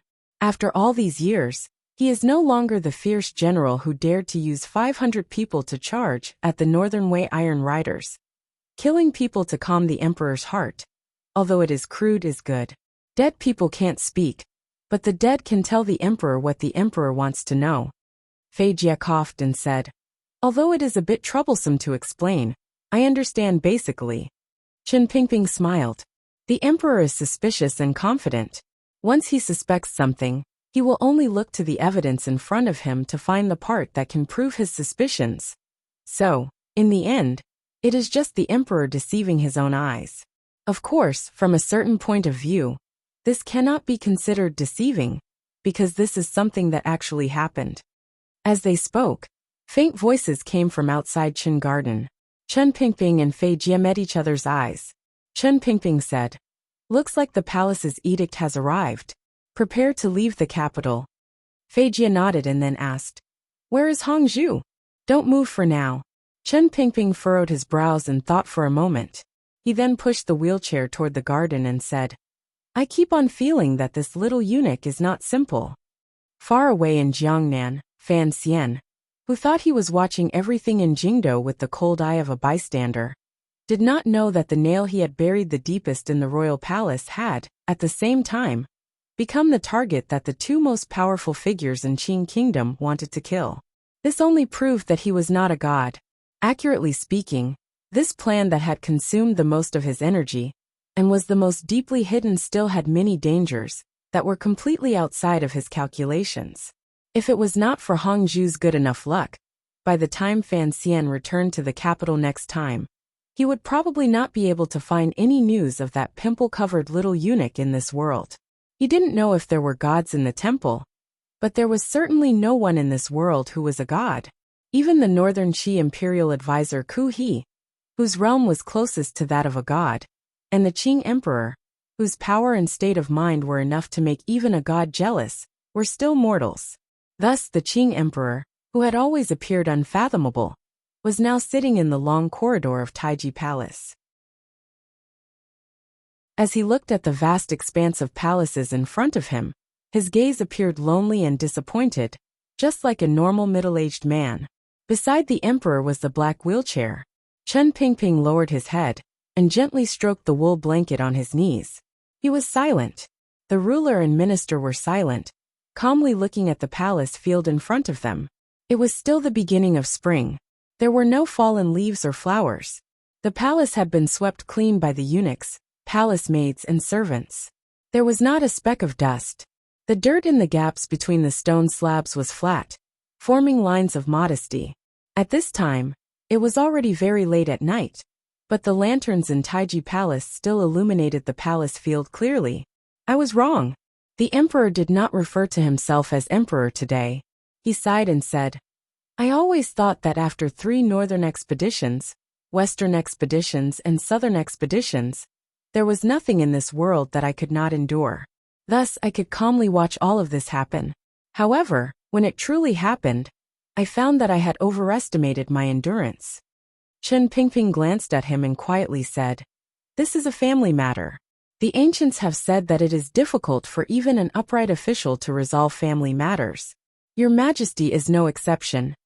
Chen Pingping already knew exactly what had happened in the palace, but this old cripple did not purposely show any shock or fear. His attitude was very calm, as if this matter was not a big deal. This kind of attitude made the emperor's mood a little better. Yes, it was just a family matter that could not see the light of day. The emperor changed his way of addressing himself back and smiled slightly. In the past, you always said that you didn't want to participate in my family matters, but in the end, you still did. What do you think? Do you want to help me handle this matter? Chen Pingping lowered his head even more and said, Your Majesty has long made a brilliant decision. I only need to act according to the plan. The emperor was silent for a long time. He then slowly said, A few months ago, I told you here that I was prepared to play with them. However, she is after all my favorite sister. Those little brats are after all my sons. Thus I have always found it hard to bear. Now even if I can't bear it, I have to act. Chen Pingping slowly raised his head. His expression did not change, but a strange emotion gradually filled the depths of his heart. In order to make the emperor make up his mind, he had already done so many things and waited for so long. Finally, he had waited for the moment the emperor opened his mouth. You are outside the palace. I am inside. The Qing emperor slowly closed his eyes. That night, the 13 city gate guards in Jingdo received an order from the palace and an intelligence report approved by the Overwatch Council. The opening of the Jingdo city gates was delayed by an hour. The morning light shone brightly. The villagers preparing to enter the city carried fruits, vegetables, and meat and formed a long line outside the city gates. Their faces were full of confusion and confusion. There was rarely a precedent of delaying the opening of the city gates in Jingdo. According to the reports of the soldiers in front last night, a Dongyi spy had tried to sneak into the Overwatch Council. Thus there was a large-scale search going on in Jingdo. In order to prevent the spy from escaping the city, the 13 city gate guards were heavily guarded. The commoners immediately calmed down. No one had any more complaints. They only cursed the reckless Dongyi spies in a low voice. In Jingdo, the Overwatch Council, personally overseen by Chen Pingping, had begun to move in the early hours of the morning. The director had been in Qin Garden for a few years. The Overwatch Council was under Fan Xian's direct command. Once he took back the authority of the Overwatch Council, the speed and secrecy of the Overwatch Council's actions immediately returned to a terrifying level. In less than 2 hours, the Overwatch Council had already secretly taken control of 4 manors. The Jingdo garrison did not receive any news. The soldiers on night patrol stared dumbfoundedly at the black-robed Overwatch Council officials busily walking around. They hurriedly reported to their superiors, not knowing what had happened in Jingdo. The thousands of imperial soldiers surrounding the royal palace also did not move. They only quietly guarded the royal palace's gates. The commander of the Jingdo garrison, who had just been promoted by the Qing emperor, was a general who had followed the great prince on the western expedition the year before. Hearing his subordinates report, he randomly put on his clothes and rushed out of the palace. However, he only saw an unusually calm palace with nothing out of the ordinary. The sleepy-eyed eunuch Ho stood behind the imperial soldiers with a group of guards. Coldly, he refused the commander's request to enter the palace to report. Before long, the great prince, who was still sleeping in Prince Huching's manor, also rode in. Even his request to enter the palace was calmly and firmly refused by eunuch Ho. The great prince and the commander of the garrison met each other's eyes. They both saw the unease and wariness in each other's hearts. At this time, the sky had not yet brightened. Dark clouds floated over high in the sky, enveloping Jingdo even darker. The secret agents and officials of the Overwatch Council had all begun to move. However, these two major figures responsible for the Jingdo garrison had no idea what had happened. The commander of the Jingdo garrison carefully glanced at the great prince and said, "Commander, should we go to the Overwatch Council and ask?" In the Western Expedition Army, this commander was the great prince's deputy general, so he was still used to calling him commander. The great prince paused for a moment, and then slapped his forehead in annoyance. The Overwatch Council had come out in full force. It must have been an edict from the palace. Furthermore, the person in charge was certainly Director Chen. Other people didn't dare to ask Director Chen face to face, but what was he afraid of? A moment later, the two of them led their guards into the Overwatch Council through the royal palace gates. When they entered the courtyard, they were not stopped. In the garden, they saw the old cripple by the shallow pool. "Director, what happened?" The great prince looked at Chen Pingping and asked straightforwardly. Chen Pingping did not raise his head and said, "It's nothing. Last night, an ace from Dongyi snuck into the council and stole a great deal of valuable intelligence. I entered the capital overnight and went into the palace to ask for help. At this time, I am searching all over the city." The great prince furrowed his brows. He knew that this was a lie. What kind of spy would enter the capital and disturb Chen Pingping? Would it even cause the royal palace's gates to close? The commander of the Jingdo garrison respectfully asked, "Director, what do you need the Jingdo garrison's cooperation?" "Xiesu." Chen Pingping glanced at the commander of the Jingdo garrison and sighed. "You haven't been in office for long. You have to quickly grasp the Jingdo garrison in your hands. Presently, you only have this position, but you can't even move the soldiers under you. How can you cooperate?" Commander Xiesu's mouth tasted bitter. He knew that Director Chen was speaking the truth. The Jingdo garrison had first been controlled by the Yi family for 20 years. Later, it was managed by the second young master of the Qin family. The Yi and Qin families had stuffed countless trusted aides into the Jingdo garrison. Given the status of these two families in the military, it was indeed too difficult for him, an outsider of the Western Expedition Army, to completely control it. The great prince asked worriedly, "Uncle Chen, tell me the truth. Is the matter big? Why are the palace gates closed?" "It's a small matter," Chen Pingping calmly said. "I only need an hour.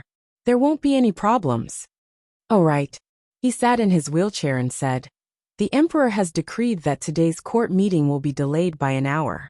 Go to the various manors to prevent Xu Wu and those old fellows waiting outside the palace for too long and cursing." Another hour passed. The great prince was deeply worried, but he knew that before the matter was over, Director Chen would not tell him the truth. In the end, Chen Pingping said, "However, there are a few manors that you don't need to send the message. My people have already gone."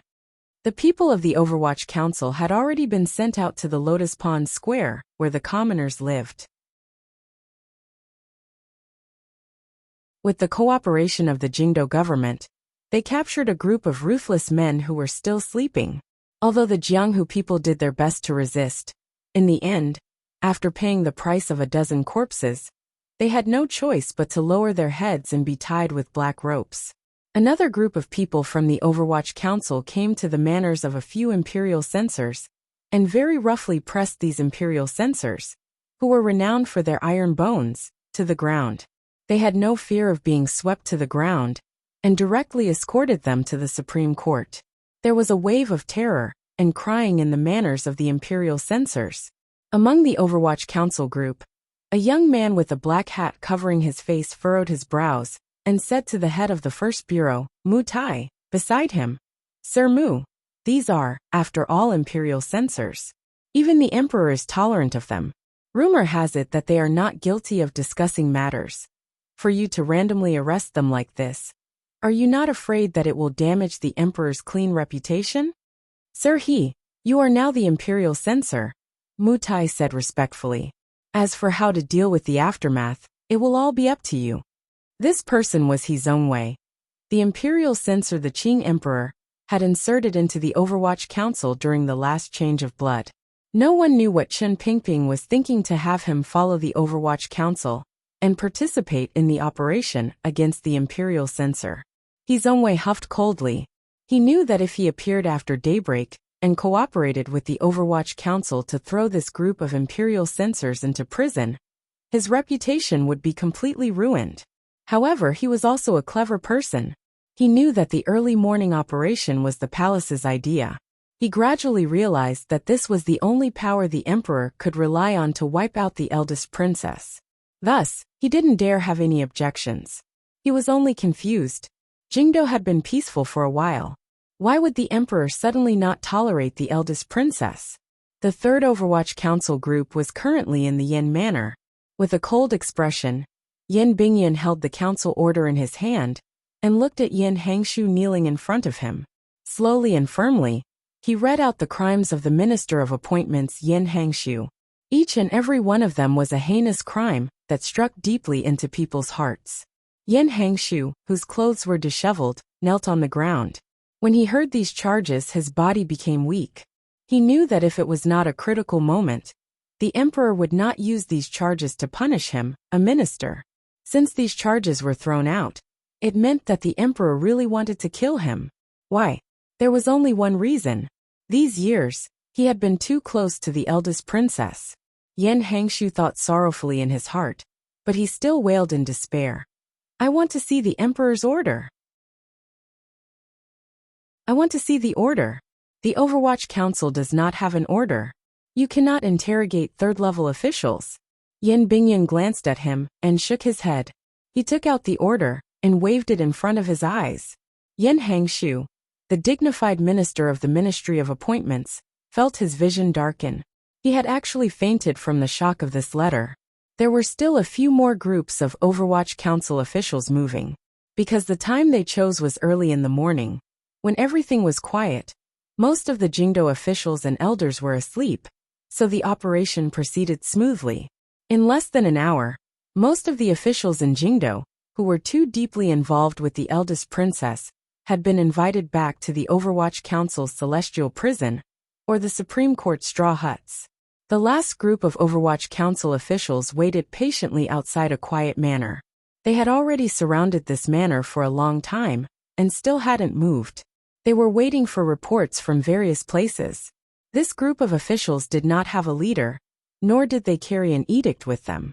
There wasn't even a council order personally signed by Chen Pingping. Their composition was the simplest. They were all people of the 6th Bureau. They didn't need to enter the manor to pass on the edict. The edict they received was that once they entered the manor, they were strictly forbidden from talking to anyone in the manor, and they were to kill everyone. On a normal day, the sky should have already begun to brighten. Today the dark clouds were too thick, and the sky was still dark. With a head of messy hair, Fei Jia walked out from the corner of the street beside the manor. He nodded to the 6th Bureau assassins surrounding the manor and left. The 6th Bureau assassins swarmed in, but they didn't meet any resistance. They knew that this manor hid the eldest princess' most powerful martial power, most secret intelligence, most trusted confidants, and most. Yet, there was no resistance. All of the Xinyang aces were still asleep when they were knocked unconscious by the poison Fei Jia had laid down. Occasionally, a few aces with profound internal strength would immediately return to the underworld under the sixth bureau swordsman's knives and swords and fall into an eternal slumber. The first courtyard of the manor was filled with dead people. The chief strategist of Xinyang, Huang Yi, looked at the sixth bureau swordsman charging through the door, with a face full of despair. A few days ago, this strategist had been nearly killed by Fan Xian's poison. Now he had been poisoned by Fan Xian's teacher again. He had long since lost any chance to retaliate. He just couldn't accept it. His mind hadn't been of sufficient use. In the history of the Qing kingdom, he hadn't left a single trace, yet he was going to die. An ice-cold sword cut off his train of thought and pierced his throat, killing him. Entering the rear courtyard, the sixth bureau swordsman didn't give the young and beautiful men any chance to beg for mercy. Using great speed, they killed them, and then began to take care of the bodies.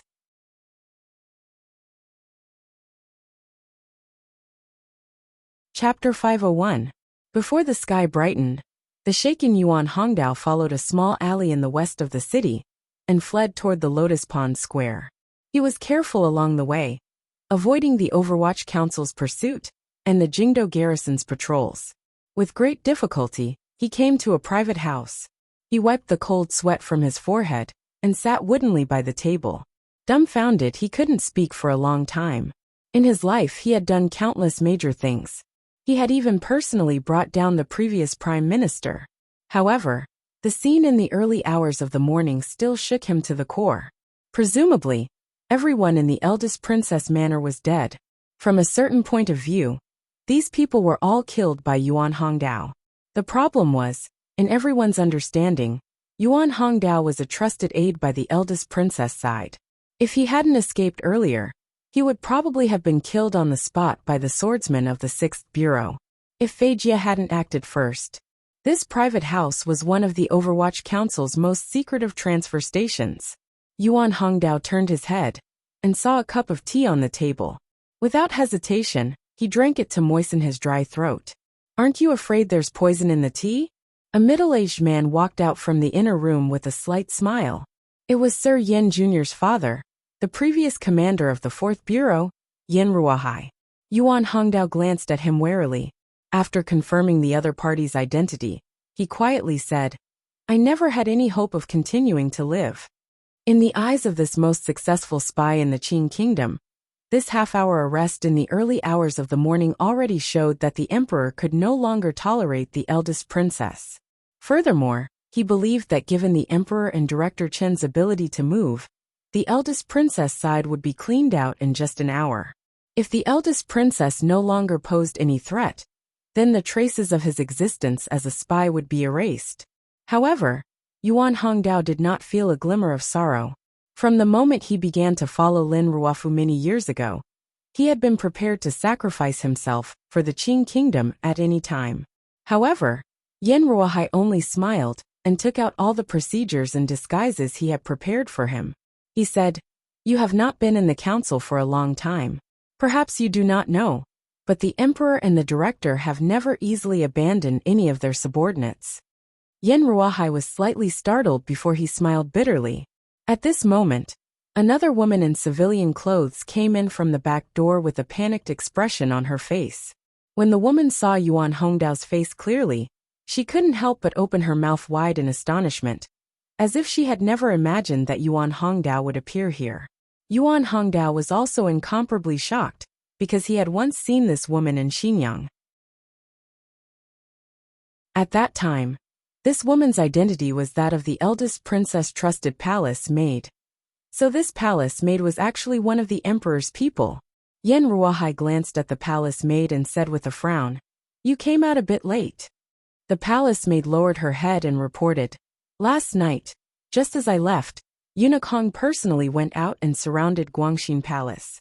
I didn't dare to walk around casually, so I was slow."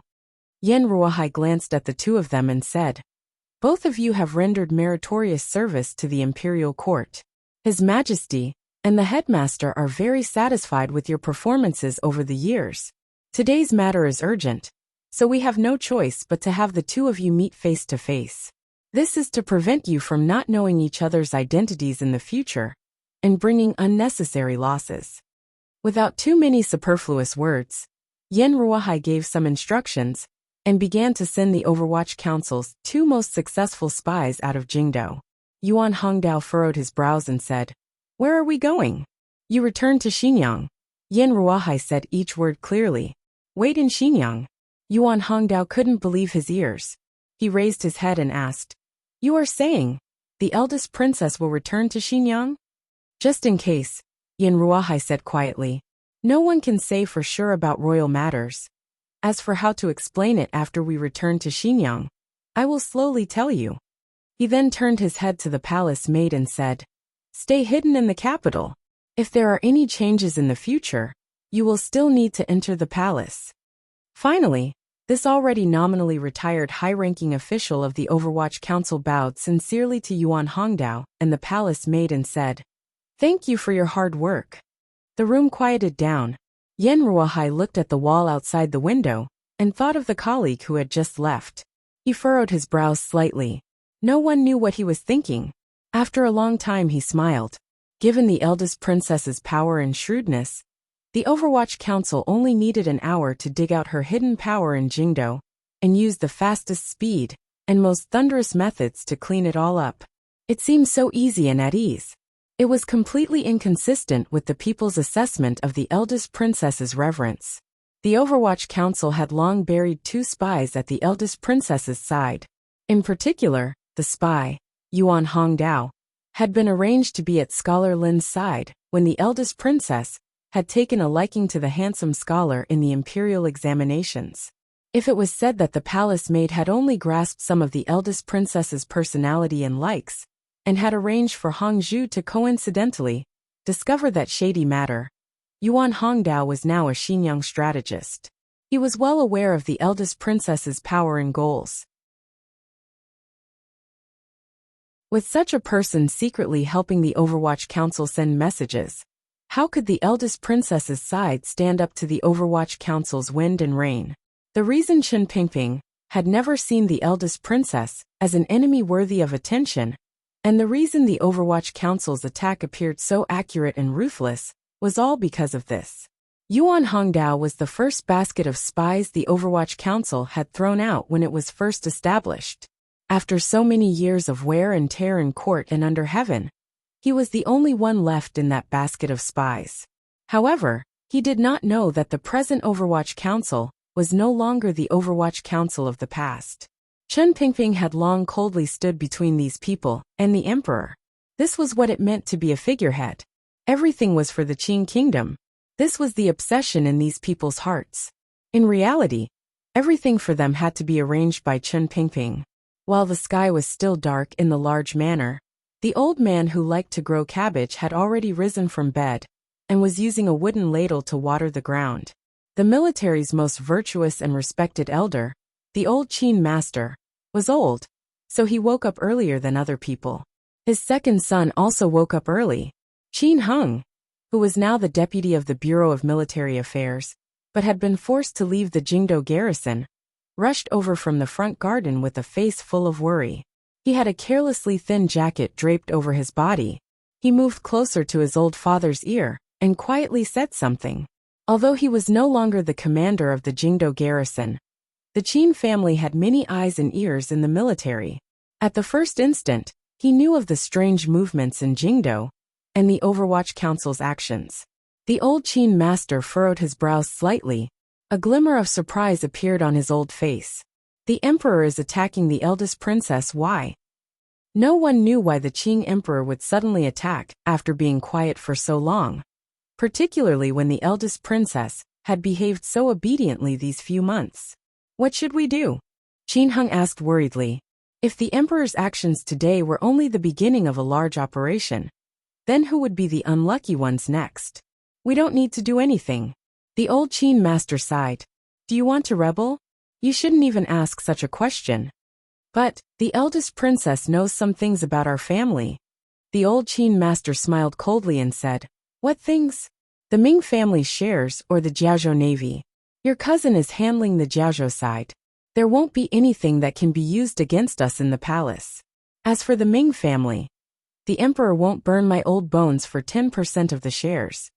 But Qin Heng was still worried. If the eldest princess loses power today, and we don't act, in the future, Fan Xian's faction will dominate the court. I am very worried about what Fan Xian will do in the future. The old Qin master furrowed his brows tightly and said, "What matters is whether or not Li Yunrui can survive today. You're saying that the emperor will order the eldest princess to die?" Qin Heng's eyes widened. He couldn't believe his ears. How could the Empress Dowager allow such a thing to happen? Is the emperor not afraid that the court will fall into chaos? The old Qin master laughed coldly and said, "If I were the emperor, I would either not move against a crazy character like the eldest princess, or I would kill her. However, you're right. There is still the Empress Dowager in the palace. The emperor is also a ruler who cherishes his reputation, so Li Yunrui may not die. If Li Yunrui dies, nothing we do will be of use." The old Qin master threw the wooden dipper to the ground. "If she can luckily survive, we can't do anything right now. Believe me, as long as she can survive, her future counterattack will be very crazy. At that time, we will have a chance."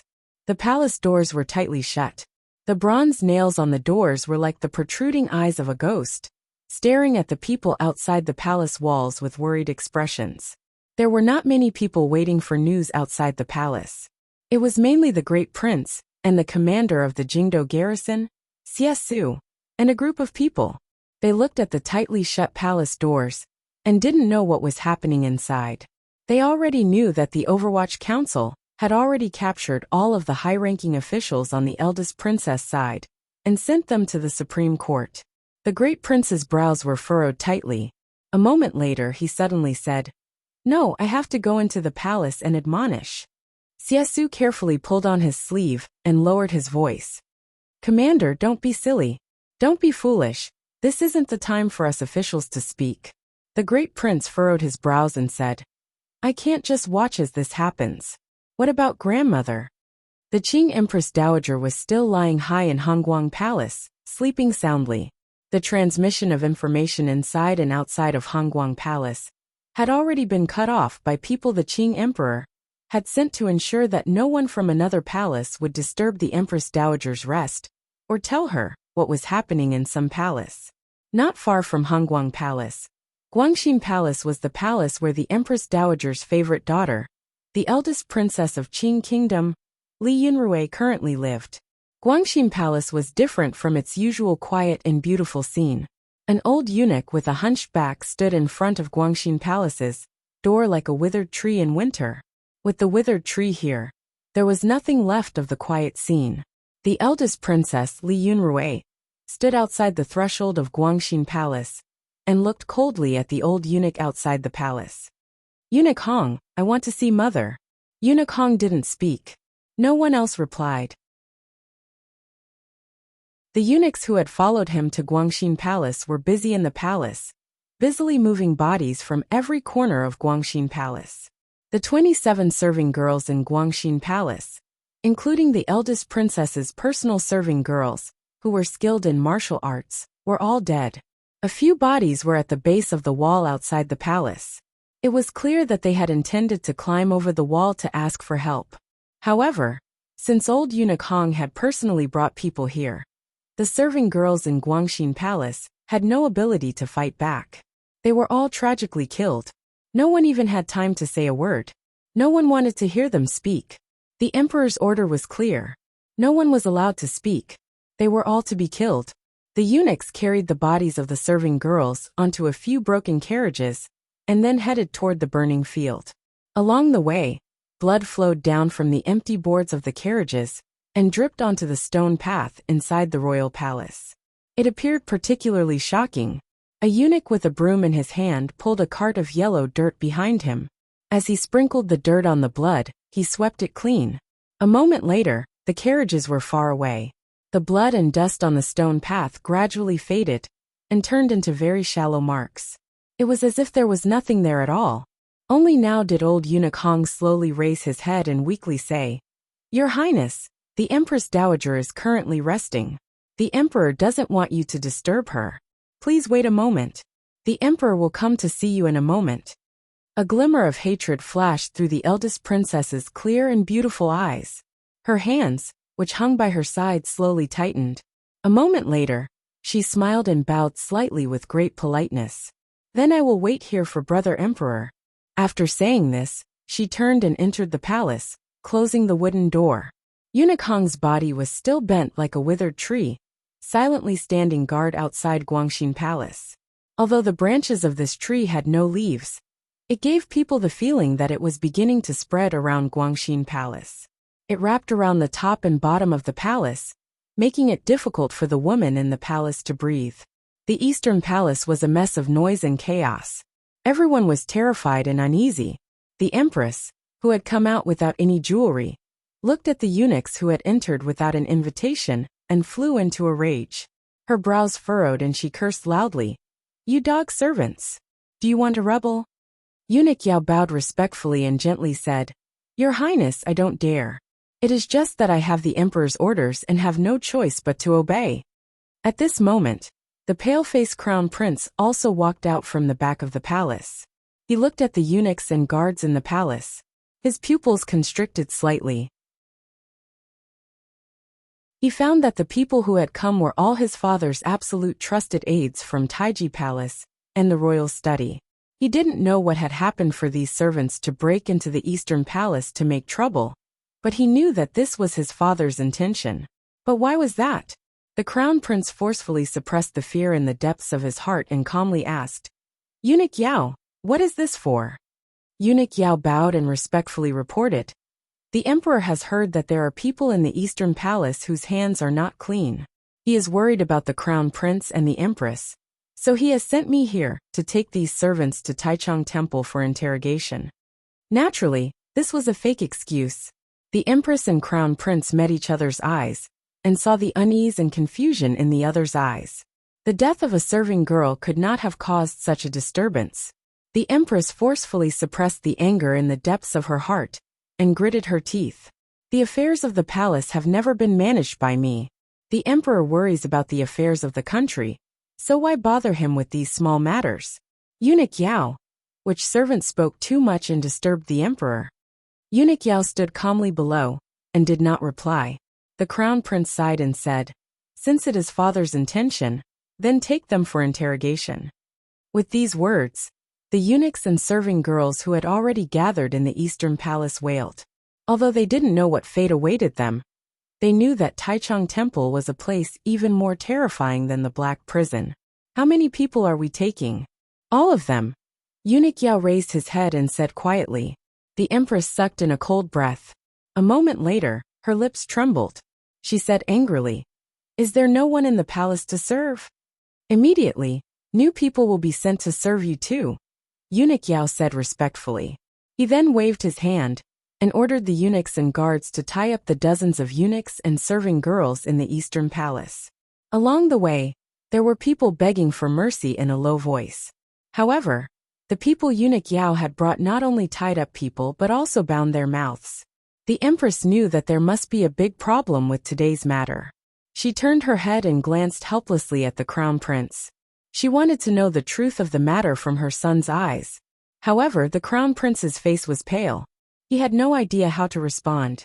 Just as Eunuch Yao and his group were preparing to leave the Eastern Palace, the Qing emperor walked in from outside the palace. He furrowed his brows slightly and said, "What is going on?" Seeing this scene, the empress quickly led the crown prince forward to bow. She said with grief and indignation, "Your Majesty, are you preparing to turn this place into a cold palace?" The emperor glanced at her with disgust, but didn't even glance at the crown prince. Directly to Eunuch Yao he said, "What did I order?" It was a very light sentence. Eunuch Yao knelt to the ground with a thud in fright, and repeatedly kowtowed. He then turned his head and viciously said something. The empress and the crown prince stared at this scene dumbstruck. Immediately after, the empress let out a wretched cry and fainted on the crown prince's body. Because, outside the Qing kingdom's most sacred royal palace, the most benevolent Eastern Palace, the guards raised the knives in their hands and suddenly brought them down. Countless sounds of knives rang out. Dozens of muffled grunts struggled to come out of their gagged mouths. Dozens of heads fell to the ground. Dozens of headless bodies twitched on the ground. Fresh blood suddenly dyed the eastern palace courtyard. The smell of blood wafted into the palace. You're tuning in to the Dreamy Chapters YouTube channel. We're so grateful for your support, and don't forget to subscribe to join us on this incredible journey through captivating stories. Your generosity through donations truly makes a world of difference, as it's the primary source of revenue that allows me to expand and enhance this channel for you.